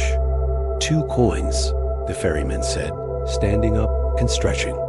"Same as always. Let me get the boat ready." He untied the boat and climbed in, pushing off from the dock with a long pole. The boat rocked gently as Lin led his horse onto it, then climbed in himself, settling onto a bench at the front. The ferryman pulled them out into the river, his movements slow and steady, as if he'd done this 1,000 times, which Lin suspected he had. Been doing this long? Lin asked, watching as the shoreline slowly receded. All my life, the ferryman said, his voice gruff, but not unfriendly. My father was the ferryman before me, and his father before him. This river's been part of our family for generations. It must get lonely, sitting here all day waiting for passengers, Lin said. The ferryman shrugged. Lonely? Maybe, but it's peaceful too. I get to watch the river, see the seasons change, listen to the birds. And I meet interesting people, like you. He nodded at Lin's cart. Porter, are you? Lin nodded. That's right. Delivering goods. Then heading home. Family waiting for you? Sure are, Lin said, smiling. Wife, kids, grandkids. They'll be glad to see me. The ferryman nodded, looking out at the water. Family's important. I never had any myself. Just me and the river. He paused, then added, but I've got stories. Lots of stories. From all the people who've crossed on my boat. Tell me some, Lin said, curious. Well, the ferryman said, there was the young couple who crossed here on their way to get married. They were so nervous, they could barely speak. The girl kept wringing her hands, and the boy kept forgetting what he was going to say. I told them marriage was like the river, sometimes calm, sometimes rough, but if you stick together, you'll get where you're going. They came back a few years later with a baby, and they thanked me, said my words had helped them through the hard times. He smiled, as if remembering the moment. Then there was the old woman who crossed every week to visit her husband's grave on the other side. She'd bring flowers, sit there for hours, then cross back. She never said much, but I could tell she was carrying a lot of grief. One day, she didn't come back. Her daughter told me she'd passed away in her sleep, said she'd talked about me, about how the river had comforted her. Felt like I'd lost a friend. Lin nodded, thinking about how even brief encounters could leave such deep marks. It sounds like you do more than just ferry people across the river, he said. You listen to them. You care about them. The ferryman shrugged again, but there was a hint of pride in his voice. What else is there to do? Waiting's part of the job, but it's not just about sitting around. It's about being present, about being ready when someone needs you. Sometimes, people don't just need a ride.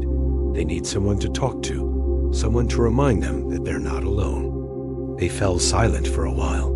The only sounds the gentle lapping of water against the boat and the creak of the ferryman's pole. Lin watched as a fish jumped out of the water, silver scales glinting in the sunlight, then splashed back down. He thought about the ferryman's words, about waiting, about being present, about the importance of showing up, even when it's not easy.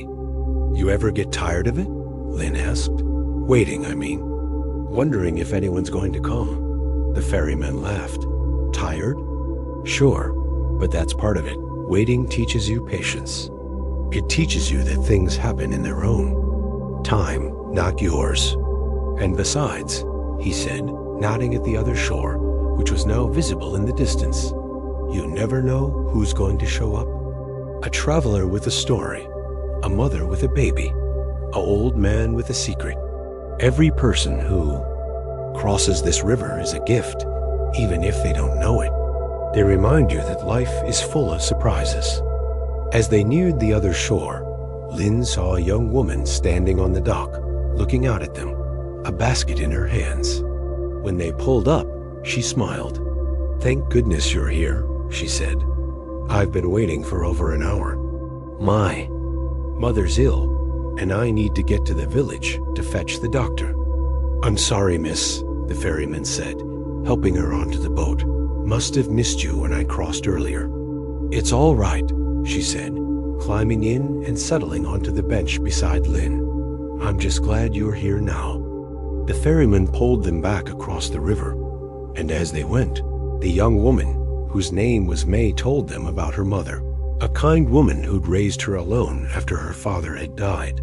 She talked about the village where they lived, about the doctor who'd helped them through tough times, about her fears that her mother might not recover. Lin listened, thinking about Master Li and how Dr. Zhang had helped him. "I know a doctor in Fengxi who's very good," he said. "If your village doctor can't help, maybe he can." He told her about Dr. Zhang, about his kindness, his wisdom, his ability to heal both body and soul. May's eyes lit up. "Really? That would mean so much. Thank you for telling me." By the time they reached the other shore, the sun was beginning to set, painting the sky in shades of orange and purple. Lin helped May unload her basket, then paid the ferryman. "Thank you for the ride," he said, "and for the stories." The ferryman nodded. "Thank you for listening. That's the best part of the job, having someone to share the stories with." He looked at May. "You take care of your mother, miss, and if you need to cross again, I'll be here." May smiled. "I will. Thank you both." As Lin led his horse and cart away from the dock, he looked back to see the ferryman tying up the boat, then sitting down on his stool again, pulling his hat low over his face, as if settling in for another night of waiting. But this time, Lin didn't think of it as loneliness. He thought of it as faith, as trust that the river would bring people. To him, that his presence there mattered, even when it seemed like no one needed him. He thought about how waiting is a kind of love showing up, even when you're not sure if anyone will come. Being patient, even when things don't happen as quickly as you'd like.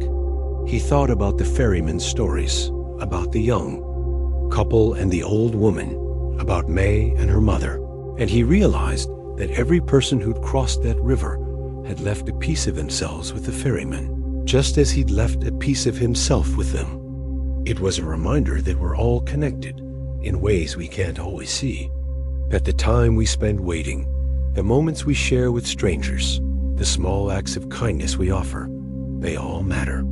They all weave together to form the fabric of our lives, making us richer, fuller, more human. As the sun dipped below the horizon, Lin finally spotted the lights of his village in the distance. He smiled, urging his horse forward, feeling a sense of homecoming wash over him.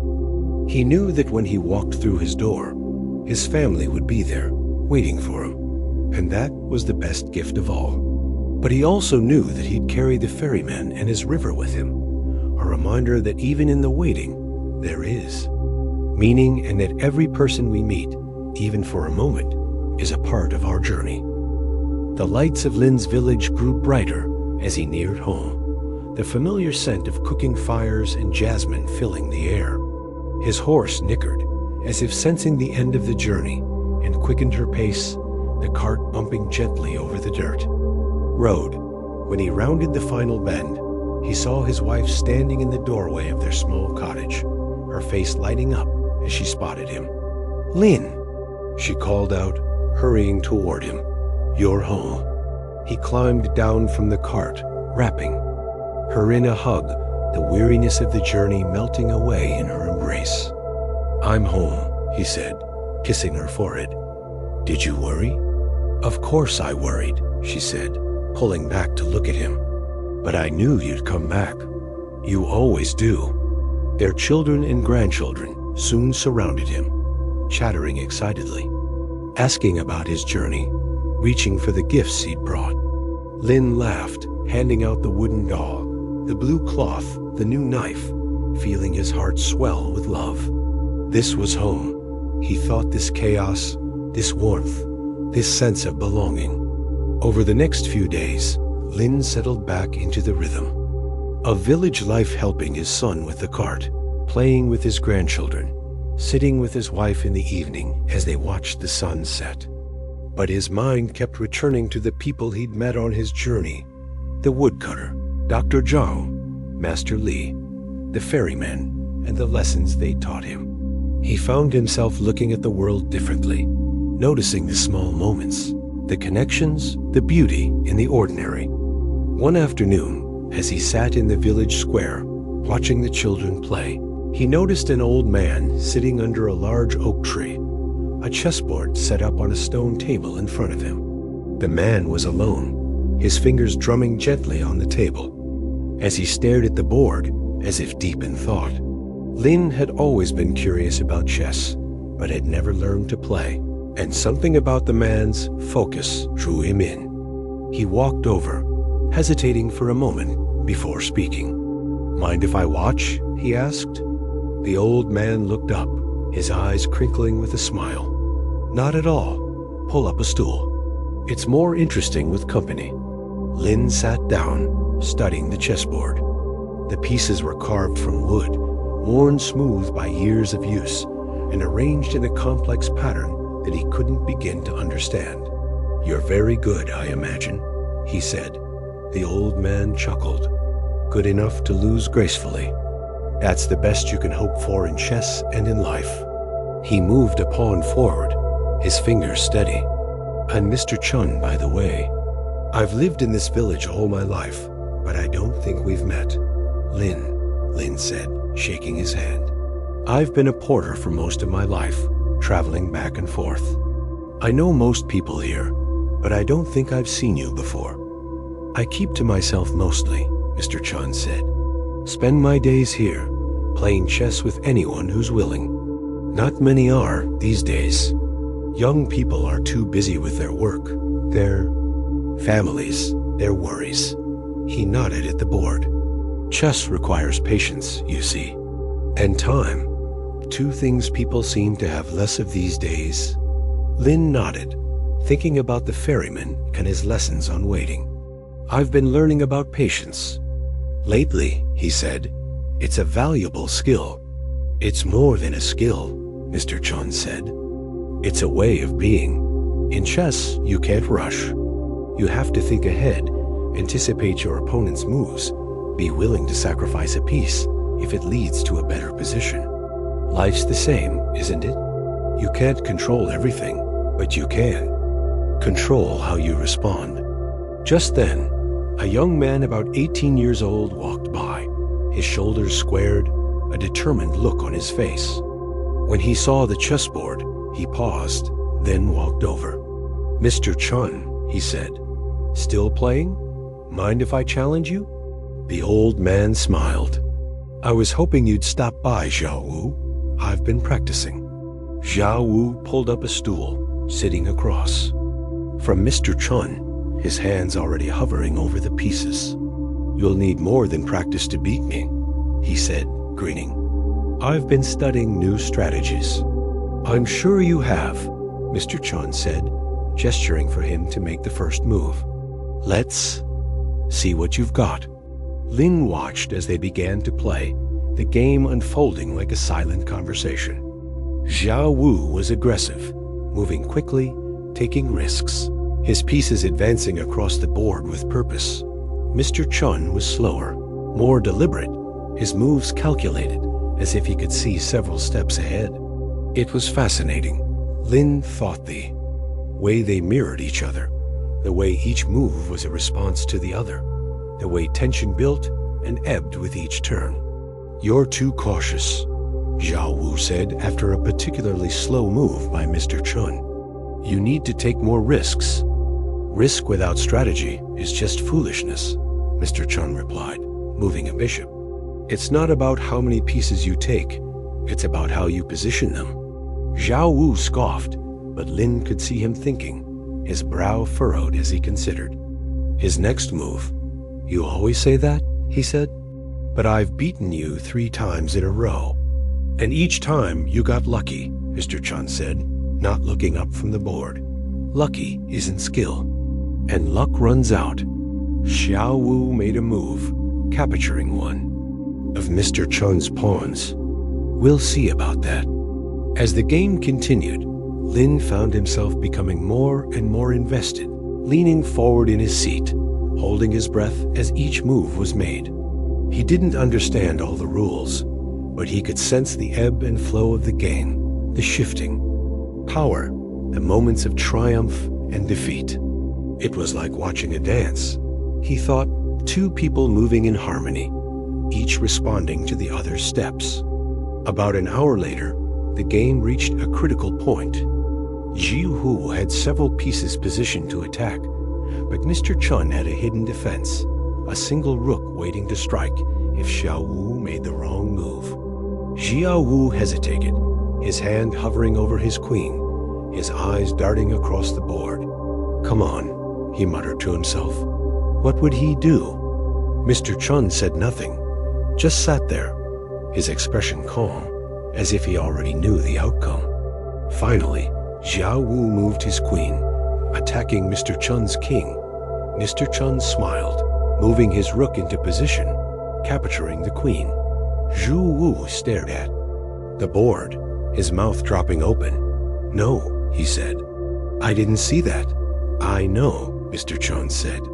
"You were so focused on attacking, you forgot to defend. That's your problem, Zhou Wu. You see only what you want to see, not what's right in front of you." Zhao Wu pushed back from the table, frustration evident in his voice. "It's just a game," he said, but his eyes were bright with disappointment. "It's never just a game," Mr. Chun said gently. "It's a lesson. If you don't learn from your mistakes, you'll keep making them. In chess, in life, everywhere."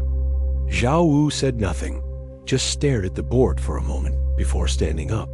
"I'll be back tomorrow," he said, "and I'll beat you." "I hope you do," Mr. Chun said. "That's how I know I'm still learning too." Zhao Wu walked away, his shoulders slumped, and Lin turned to Mr. Chun, impressed.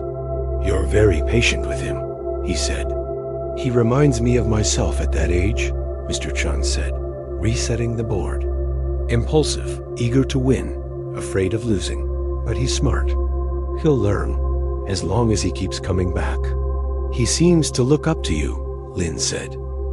"Maybe," Mr. Chun said, "but I learn from him too. He sees things I don't, takes risks I wouldn't. That's the beauty of chess. Your opponent teaches you as much as you teach them.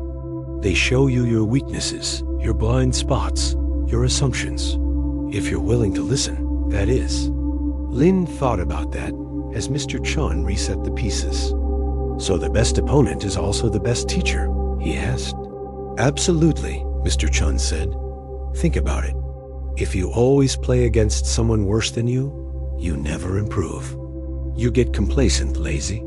But if you play against someone better, someone who challenges you, who makes you think, who doesn't let you get away with mistakes, you grow. You become better." He looked at Lin. "It's the same in life. The people who challenge us, who disagree with us, who push us out of our comfort zones, they're the ones who help us grow. We might not like it at the time, but we'd be lost without them." Lin nodded, thinking about his argument with Wei all those years ago, about how that conflict had led to a friendship, about how Wei had taught him to see beyond his own assumptions. He thought about the ferryman who had challenged his idea of waiting as loneliness, and Dr. Zhang, who had shown him the connection between body and soul. "I've met a lot of people on my travels," Lin said. "People who disagreed with me, who saw the world differently. I used to think that meant we couldn't get along, but now I see those are the people who teach us the most." Mr. Chun smiled. "Wisdom comes from unexpected places. That's why I sit here, day after day, playing chess with anyone who comes along. You never know who's going to teach you something new." They sat in silence for a while, watching the sun filter through the leaves of the oak tree, casting dappled patterns on the chessboard. A butterfly landed on one of the pieces, its wings opening and closing slowly, as if pausing to watch the game. "Would you teach me?" Lin asked suddenly. "To play, I mean. I've always wanted to learn." Mr. Chun's eyes lit up. "I'd be happy to. But fair warning, I won't go easy on you. That's not how you learn. I wouldn't want you to, Lin said, smiling. And so, over the next few weeks, Lin became a regular at the oak tree, sitting across from Mr. Chun as he learned the ins and outs of chess. He made mistakes, lots of them, moving the wrong pieces, missing opportunities, getting too focused on attacking and forgetting to defend. But Mr. Chun was patient, pointing out his errors gently, asking questions that made him think, encouraging him to see the board from different angles. "You're too focused on winning," Mr. Chun said one afternoon, after Lin had made a reckless move that cost him the game. "Chess isn't just about winning. It's about the game itself, the strategy, the challenge, the connection with your opponent. If you're only focused on the end, you miss everything in between." Lin thought about that as he reset the pieces. "I guess I'm still learning," he said. "We're all still learning," Mr. Chun said. "That's the point. Life is one big chess game, and we're all just trying to figure out the next move." As the weeks turned into months, Lin improved, slowly but steadily. He began to see patterns, to anticipate Mr. Chun's moves, to think several steps ahead. And as he grew better at chess, he found himself applying the lessons to his life, being more patient with his grandchildren when they made mistakes, listening more carefully to his wife when they disagreed, taking time to consider his options before making decisions. Zhao Wu continued to come by, challenging Mr. Chun, sometimes winning, sometimes losing, but always learning. Lin watched as their relationship evolved, from a simple rivalry to a kind of friendship built on respect and mutual growth. He saw how Mr. Chun pushed Zhao Wu to be better, and how Zhao Wu pushed Mr. Chun in return, keeping him sharp, preventing him from growing complacent. One afternoon, as Lin and Mr. Chun played, Zhi Wu walked by, pausing to watch. "You're getting better," he said to Lin, nodding at the board. "Thanks to Mr. Chun," Lin said. "He's a good teacher. He's a good opponent," Zhao Wu said. "That's what makes him a good teacher." He thought for a moment, then added, "I used to hate losing to him, but now I see losing is how you learn. If you never lose, you never know what you're doing wrong." Mr. Chun smiled, looking up from the board. "That's the smartest thing you've ever said, Zhao Wu." Zhao Wu grinned. "I learned from the best." As the sun began to set, painting the sky in shades of pink and gold, Lin made a move that surprised even himself, capturing Mr. Chun's queen and putting his king in check. Mr. Chun stared at the board for a moment, then laughed. "Well done," he said. "I didn't see that coming." "I've been practicing," Lin said, smiling. "I can tell," Mr. Chun said. "But don't get too proud. I'll get you next time." "I hope so," Lin said. "That's how I'll know I'm still learning." As they packed up the chessboard, Lin thought about how far he'd come, not just as a chess player, but as a person. He thought about the old man under the oak tree, and how a simple game had taught him so much about life, about patience, about strategy, about the importance of challenge and growth. He thought about how the people who push us, who test us, who make us work for what we want, are the ones who shape us, who make us stronger, who help us become the best version of ourselves. And as he walked home, the stars beginning to twinkle in the sky, Lin knew that he would carry these lessons with him, just as he carried the memories of all the people who had crossed his path. Life, he realized, is not about avoiding challenges, but about embracing them, about seeing every opponent as a teacher, every loss as a lesson, every moment as a chance to grow. Winter came early that year, painting the village in a thick blanket of snow. The oak tree in the square stood bare, its branches heavy with frost, and the chessboard that had sat on the stone table for months was now stored away, waiting for spring. Lin spent his days by the fire with his family, mending nets for the fishermen in the village, and listening to his grandchildren's laughter as they played in the snow outside. But he often thought of Mr. Chun and their afternoons under the tree, and he looked forward to the day when the snow would melt and they could play again. One afternoon, as he was walking to the market to buy supplies, the sky suddenly darkened and snow began to fall softly at first, then in thick, swirling flakes that made it hard to see more than a few feet ahead. Lin pulled his coat tighter. Around him, hurrying toward a small wooden pavilion at the edge of the village, a common shelter for travelers caught in bad weather. When he arrived, he found the pavilion already occupied by a woman. She was sitting on a bench, her back to him, staring out at the snow. She wore a dark cloak, her hood pulled up, and beside her was a small basket, its contents hidden by cloth. Lin hesitated, not wanting to disturb her, but the snow showed no sign of stopping, so he stepped inside, brushing the snow off his coat.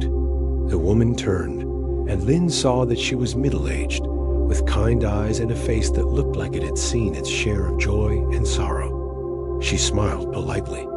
"Cold out there, isn't it?" "Very," Lin said, sitting down on the opposite bench. "I wasn't expecting the snow to come so suddenly."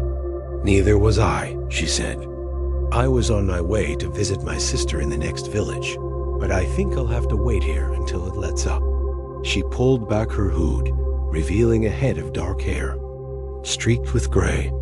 "I'm Mrs. Hua, by the way." "Lin," he replied. "I live in this village."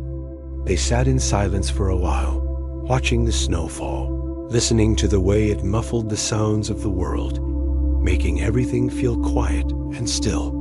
It was a comfortable silence, the kind that comes when two strangers recognize a shared need for shelter, for a moment of peace in the midst of a storm. After a few minutes, Mrs. Hua reached into her basket and pulled out a small loaf of bread, wrapped in paper. She broke it in half and held one piece out to Lin. "Hungry?" Lin hesitated, then took it. "Thank you. That's very kind." "It's the least I can do," she said, taking a bite of her own piece. "My sister bakes the best bread. I was bringing it to her as a gift, but I suppose we'll just have to eat it ourselves." Lin took a bite, and his eyes widened. "This is delicious," he said. "Your sister is very talented." Mrs. Hua laughed. "She'd be glad to hear you say that. She's been baking since she was a girl. Says it's the only thing she's really good at." "I doubt that," Lin said. "Anyone who can make bread like this is good at a lot more than they think." Mrs. Hua smiled, looking out at the snow. "You're probably right. We're all better at things than we think, aren't we? We just need someone to remind us." They talked more then, sharing stories as the snow continued to fall. Mrs. Hua told Lin about her sister, who had lost her husband to illness a few years back, and how she'd struggled to keep their small farm going on her own. She told him about her own children, who had moved to the city to find work, and how she missed them, but was proud of them for following their dreams. Lin told her about his journey to Fengxi, about the people he'd met, the woodcutter, Dr. Zhang the ferryman, and about the lessons he'd learned. He told her about Mr. Chun and the chess games under the oak tree, about how a simple game had taught him so much about patience and strategy and growth. "It sounds like you've had quite an adventure," Mrs. Hua said when he'd finished. "I suppose I have," Lin said. "But the funny thing is, most of it wasn't planned. It was just meeting people, talking to them, listening. That's the best kind of adventure, isn't it?" Mrs. Hua said. "The ones that find you, instead of the ones you go looking for." She paused, then added, "I used to be so focused on planning every detail of my life. I thought if I knew what was going to happen, I'd be safe. But life doesn't work that way. It's the surprises, the unexpected detours, the chance meetings that end up mattering the most." Lin nodded, thinking about how he'd met Wei all those years ago in the rain, and how that chance meeting had changed his life. He thought about how he'd met Mr. Chun just by walking past a chessboard, and how that had led to a new friendship and a new skill. "You're right," he said. "We spend so much time trying to control things, but the best things in life are the ones we can't plan for." The snow began to lighten, the flakes becoming smaller, sparser. Mrs. Hua stood up, looking out at the road. "I think it's stopping," she said. "I should probably get going while the light is still good." Lin stood up too, helping her gather her things. "Let me walk with you part of the way," he said. "The road will be slippery, and it's better to have company." Mrs. Hua smiled. "That would be nice." They walked together, their boots crunching in the snow, the world around them quiet and white. The sun began to peek through the clouds, casting a soft golden light over the landscape, making the snow sparkle like diamonds. "You know," Mrs. Hua said as they walked, "I was dreading this visit. I was worried about my sister, about whether she was really doing as well as she said she was. But talking to you, it made me realize that she's stronger than I think, and that even if she is struggling, we'll figure it out together, just like we all do." Lin thought about his own family, about how they'd faced hard times together, and how they'd always come through. "That's what family does," he said. "They're there for you, even when things are hard." They reached a fork in the road where Mrs. Hua would turn toward her sister's village. She stopped, turning to Lin. "Thank you," she said, "for the company, for the conversation. It meant more than you know." "Thank you too," Lin said. "I needed that reminder about the importance of surprises. It's easy to forget in the routine of everyday life." Mrs. Hua reached into her basket and pulled out a small jar, handing it to Lin. "This is for you. It's my sister's honey. The bees make it from the flowers in her garden. It's the sweetest you'll ever taste." Lin took the jar, feeling its warmth in his hands. "Thank you. I'll treasure it. Come visit us sometime," Mrs. Hua said. "My sister would love to meet the man who enjoyed her bread so much. And I'd love to hear more about your chess games." "I will," Lin said. "I promise." They said goodbye, and Lin watched as Mrs. Hua walked down the road, her cloak billowing slightly in the gentle wind. He stood there for a moment, holding the jar of honey, feeling a sense of gratitude wash over him. It was amazing, he thought, how a chance meeting in a snowstorm could lift your spirits, could remind you of what's important, could make you feel connected to someone you'd never met before. As he walked back to his village, the sun shining brightly now, Lin thought about all the people he'd met over the years, the ones who had stayed in his life, and the ones who had passed through like a shooting star, leaving a trail of light behind them. He thought about how each one had taught him something, had changed him in some small way, had made him a better person. He thought about the old saying that strangers are just friends you haven't met yet, and he realized how true that was. In a world that often feels divided, in a life that can sometimes feel lonely, it's the connections we make, the shared moments, the stories, the simple acts of kindness that remind us we're all in this together. When he arrived home, his wife was standing in the doorway, as she had been when he returned from Fengxi. "You're late," she said, but there was a smile in her voice. "Where have you been?" "I met someone," Lin said, holding up the jar of honey. "And I think you're going to love her sister's bread." His wife raised an eyebrow. "Oh, tell me about her." And as Lin told her about Mrs. Hua, about the snowstorm, about their conversation in the pavilion, he knew that this was another story he would carry with him. A story about how even in the coldest of winters, even in the most unexpected of places, warmth and connection can be found. A story about how strangers can become friends, if only for a moment, and how that moment can last a lifetime. The snow melted slowly, giving way to the soft rains of spring. The oak tree in the village square sprouted tiny green leaves, and Mr. Chun brought out the chessboard again, setting it up on the stone table as if it had never left. Lin joined him most afternoons, the two of them sitting in the dappled sunlight, moving pieces across the board and talking about life. their voices mixing with the bird song and the laughter of children playing nearby. One evening, as Lin was tidying up his study, he came across an old book, a collection of poems he'd bought years ago in a market. Its pages yellowed and brittle, its cover worn at the edges. He'd started reading it once, but life had gotten busy, and it had been forgotten on a shelf, buried under other books and papers. He pulled it out, blowing the dust off the cover, and sat down in his favorite chair, opening it to the first page.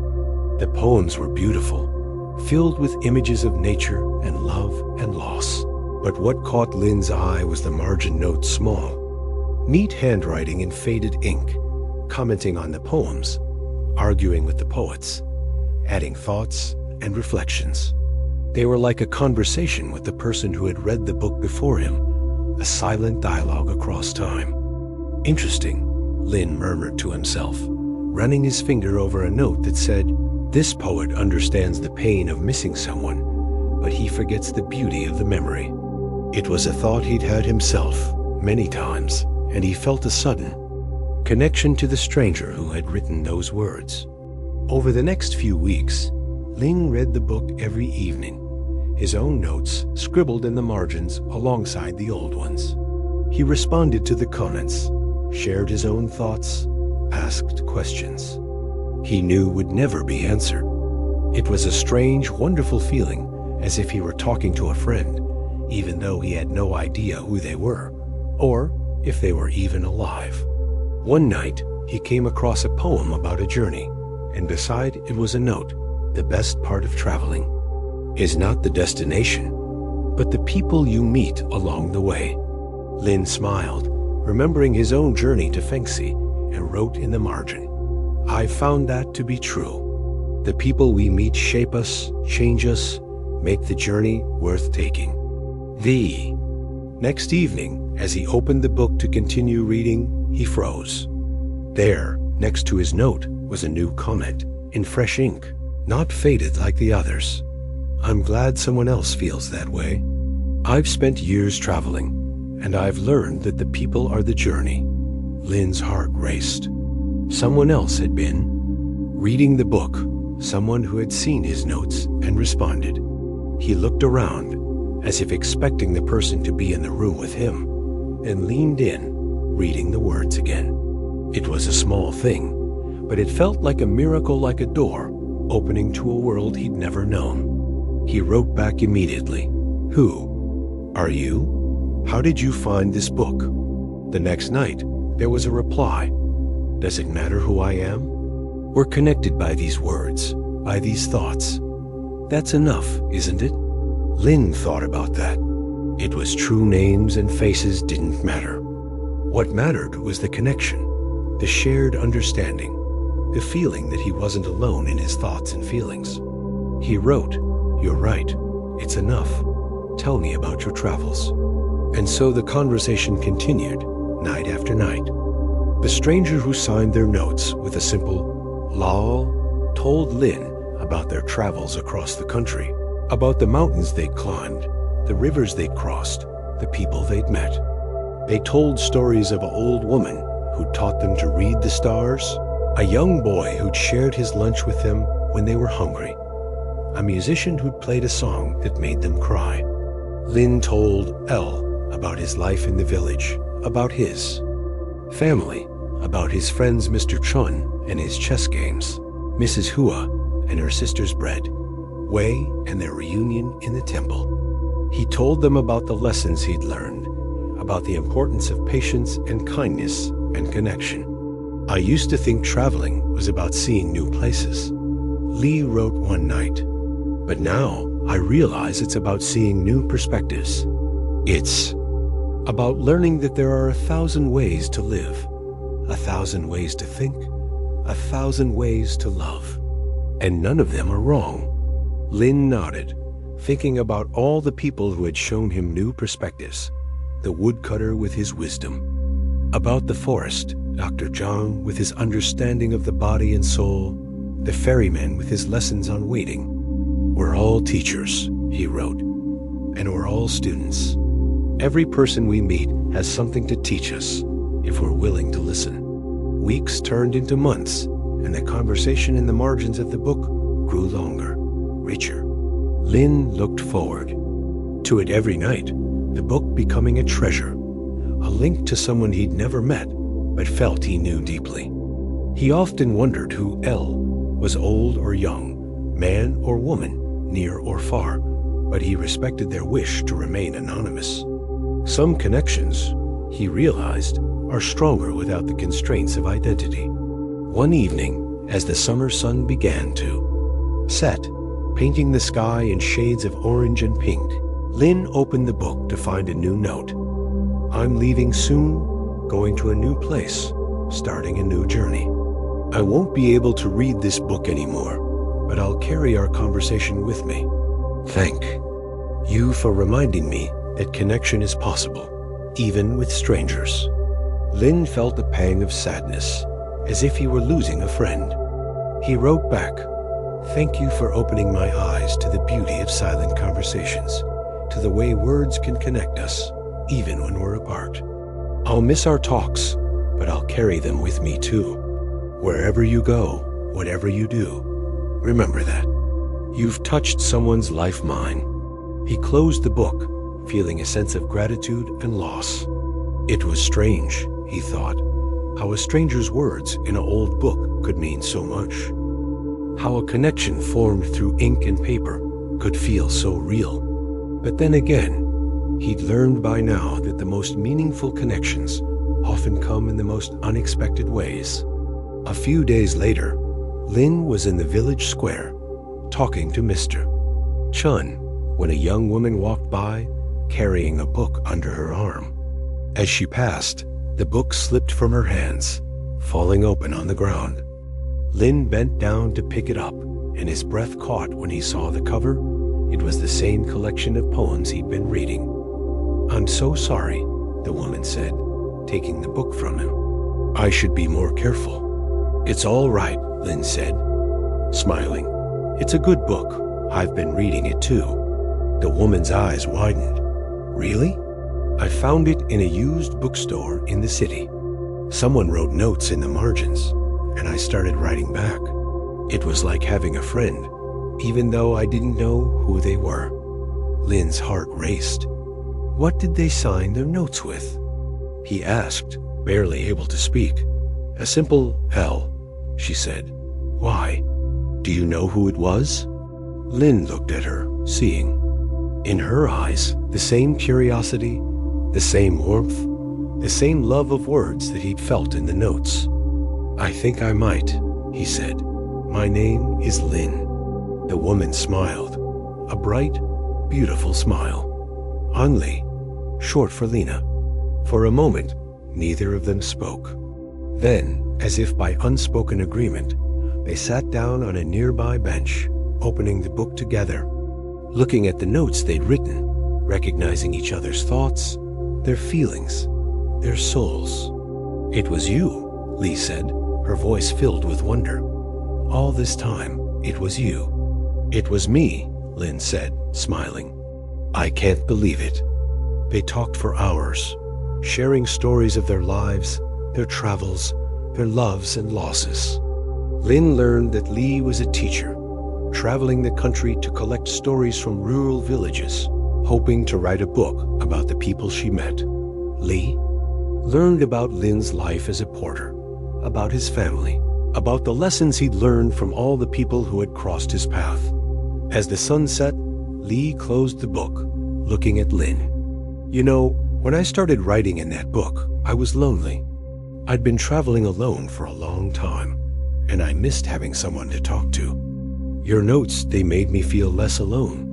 They made me feel like I was part of something, even if I didn't know what." Lin nodded.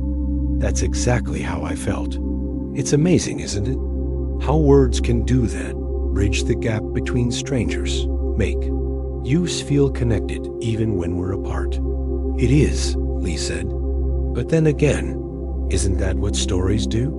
They remind us that we're not alone in our experiences, that others have felt the same things we have. They connect us across time and space." Lin thought about that as they walked through the village, the stars beginning to twinkle in the sky. He thought about the poems in the book, about the notes they'd written, about the way a simple collection of words had brought them together. He thought about all the stories he'd heard over the years, all the ways people had connected through rain and snow, through chess games and tea, through shared journeys and silent conversations. And he realized that stories are the threads that weave us together, that make us human, that remind us that we're all part of something bigger than ourselves. They're the way we share our joys and sorrows, our hopes and fears, our wisdom and our mistakes. They're the way we say, I'm here, I see you, you're not alone. As they reached the edge of the village, Li turned to Lin. I have to go, she said. I'm meeting someone in the next town tomorrow. I understand, Lin said. But will you come back? I'd like to hear more about your travels, about the stories you're collecting. Li smiled. I will, I promise. And I'd like to hear more about your friends, about the lessons you've learned. There's so much I want to know. They said goodbye, and Lin watched as Li walked down the road, the book tucked under her arm, a silhouette against the starry sky. He stood there for a long time, thinking about the power of words, about the magic of connection, about the way a single book could change a life. When he finally went home, he opened the book to the last note Li had written, the one where she'd said she'd carry their conversation with her.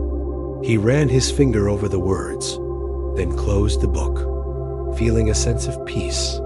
Some connections, he knew, are meant to last. Some stories are meant to continue. And no matter how far apart we are, no matter how much time passes, the words we share, the connections we make, the stories we tell, they never really leave us. They become a part of us, shaping who we are, reminding us of the beauty and complexity of life and of the simple, profound truth that we are all connected in ways we can't always see. The days turned into weeks, and weeks into months, and Li kept her promise, returning to the village every few months to share stories of her travels. She and Lin would sit under the oak tree with Mr. Chun, drinking tea and talking late into the afternoon, their conversations weaving together the threads of their lives, creating a tapestry of connection that felt both new and familiar. Lin's grandchildren adored Lai, crowding around her to hear stories of far-off places, of mountains that touched the sky and rivers that stretched for miles.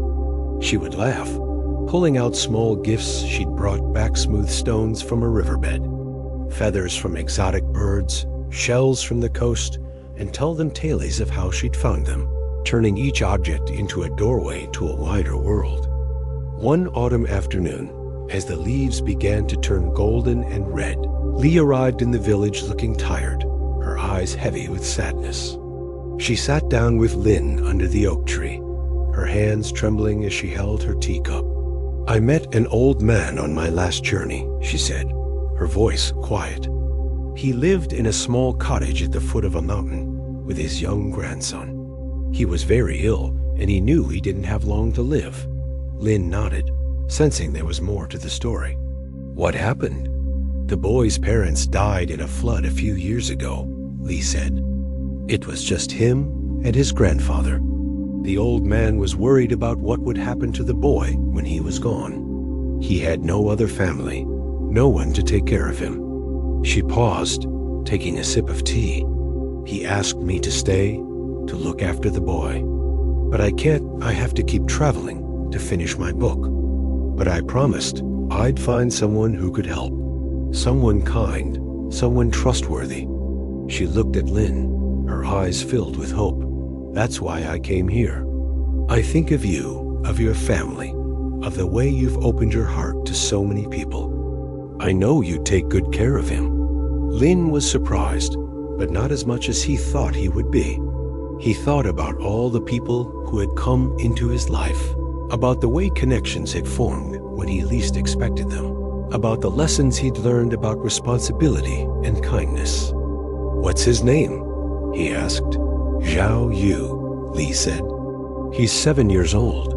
He's quiet, but he's smart. He helps his grandfather tend to their garden, and he can read better than most children his age. When can we meet him?" Lin asked. Li's eyes widened. "You'd really do it? Take him in?" Lin smiled. "My house is always full of family. What's one more?" A few weeks later, Li returned with Zhao Yu. The boy was small for his age, with big dark eyes that seemed to take in everything, and a head of unruly black hair. He clung to Li's hand as they walked into the village, his eyes darting from side to side, taking in the sights and sounds with a mixture of curiosity and fear.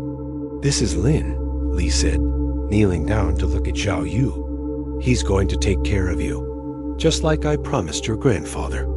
And I'll visit, I swear."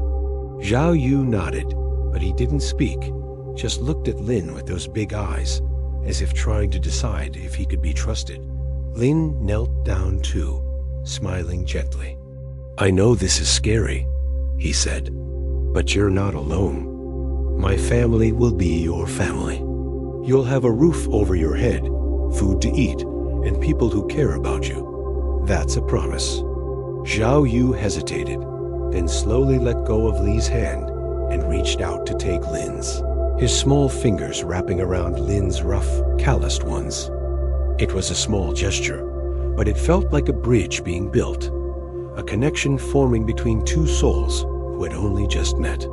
Li stayed for a few days, helping Zhao Yu settle in, showing him around the village, introducing him to Lin's family. Lin's wife took the boy under her wing, teaching him how to set the table, how to feed the chickens, how to braid her hair, a skill she said every young man should know, much to Zhao Yu's embarrassment. On the day Li left, Zhao Yu followed her to the edge of the village, his eyes filled with tears. "Will you really come back?" he asked, his voice breaking. "I will," Li said, kneeling down to hug him. "I promise. And when I do, you'll have so many stories to tell me about your new family, about the village, about everything you've learned." She looked at Lin, her eyes filled with gratitude. "Thank you," she said, her voice thick with emotion. "You have no idea what this means." "I think I do," Lin said. "It means keeping a promise, and promises matter." In the months that followed, Zhao Yu slowly began to come out of his shell. He helped Lin with the cart, learning how to harness the horse and navigate the roads, his small hands struggling at first, but growing stronger with practice. He went to the village school, where he quickly became one of the best students. His love of reading nurtured by Lin, who would sit with him every evening and help him sound out difficult words. He still missed his grandfather, and he still cried sometimes when he thought about Li, but he began to see the village as his home, Lin's family as his own. He called Lin's wife Grandma, and Lin's children Aunt and Uncle, and he and Lin's youngest grandson, who was about his age, became inseparable, running through the fields and climbing trees, their laughter echoing through the village. Li visited as often as she could, and each time she came, Zhao Yu would rush to meet her, pulling her by the hand to show her what he'd learned, how to ride a bicycle, how to plant rice, how to read a new book. She would listen, her eyes shining with pride, and tell him stories of her travels, of the people she'd met and the things she'd seen, keeping the world beyond the village alive in his imagination. One spring day, several years later, Zhao Yu came home from school excited, waving a piece of paper in the air. "I won," he shouted. "I won the writing contest. The teacher says my story is going to be published in the county newspaper." Lin took the paper, reading it carefully. It was a story about a young boy who loses his grandfather but finds a new family, about the kindness of strangers, about the way love can grow in unexpected places. It was beautiful, heartfelt, and true. "I'm proud of you," Lin said, handing the paper back. Your grandfather would be proud too. Zhao Yu smiled, his eyes filling with tears. I wrote about him, he said, about how he taught me to plant vegetables and how he used to tell me stories by the fire. I wrote about you too, about how you kept your promise. Lin felt a lump in his throat. You didn't have to do that, he said. I wanted to, Zhao Yu said. It's important to remember the people who help you, who take care of you when you need it most. My grandfather always said that. That evening, as they sat by the fire, Zhao Yu turned to Lin. Why did you do it? He asked. Take me in, I mean. You didn't know me or my grandfather. You could have said no. Lin thought for a moment, looking at the boy who had become like a grandson to him, at the way his eyes sparkled with curiosity, at the way he'd grown from a shy, scared child into a confident, kind young man. Because sometimes life gives you a chance to do something good, he said. A chance to keep a promise, to help someone who needs it. And when that chance comes, you take it. Not because you have to, but because it's the right thing to do. He thought about the old man he'd never met, about the trust he'd placed in a stranger, about the way a single promise had tied their lives together. Your grandfather knew that, he said. He knew that there are good people in the world, people who will do the right thing, even when it's hard. Zhao Yu nodded, looking into the fire. I want to be like that, he said. I want to help people too. When I grow up, I want to be a teacher, like Lei. I want to tell stories, to show people that they're not alone. Lin smiled. I think you will, he said. I think you already are. Years passed, and Zhao Yu grew into a young man, tall and strong, with the same kind eyes and unruly hair. He went to teacher's college, then returned to the village, taking a job at the school where he'd once been a student. He taught the children to read and write, but more importantly, he taught them to be kind, to be curious, to care about others. Li published her book, a collection of stories about the people she'd met on her travels, and dedicated it to Lin and Zhao Yu. To the ones who taught me that family isn't always blood, she wrote, and that love is the greatest story of all. Lin grew older, his hair turning white, his steps slower, but his eyes still held the same warmth, the same wisdom. He would sit under the oak tree, watching Zhao Yu play chess with Mr. Chun, listening to the children laugh, feeling a deep sense of gratitude for the life he'd been given, for the connections that had shaped him, for the promise he'd kept. One afternoon, as the sun began to set, painting the sky in shades of orange and pink, Zhao Yu sat down beside Lin, his voice soft. I was thinking about my grandfather today, he said, about how he trusted a stranger to take care of me, about how that one decision changed everything. Lin nodded. Life is full of those moments, he said. Small decisions, chance meetings, promises made. They might seem unimportant at the time, but they can shape a life or even many lives. He looked at Zhao Yu, seeing in him the best of both worlds, the quiet strength of his grandfather, the curiosity and kindness of the family who had taken him in. You were a gift, he said. A gift from a stranger, passed on through a promise. And I've been blessed to have you in my life. Zhao Yu took Lin's hand, his own fingers now strong and capable, but still holding the same warmth. I'm the one who's blessed, he said. You gave me a home, a family, a future. I'll never forget that. As the stars began to twinkle in the sky, Lin closed his eyes, feeling a sense of peace wash over him. He thought about all the people who had come into his life, about the way. Their stories had woven together, about the promises kept and the love shared. He thought about the old man he'd never met, about the trust he'd placed in a world that could be harsh and unforgiving, and about how that trust had been rewarded. And he knew that some promises are meant to last a lifetime, that some connections are meant to be passed on, that love and kindness are the greatest legacy we can leave behind. For in the end, it's not the things we own or the places we go that matter. It's the people we love, the promises we keep, the lives we touch. It's the way we say, I'm here, I see you, I'll take care of you. And that, Lin knew, is the truest, most beautiful story of all.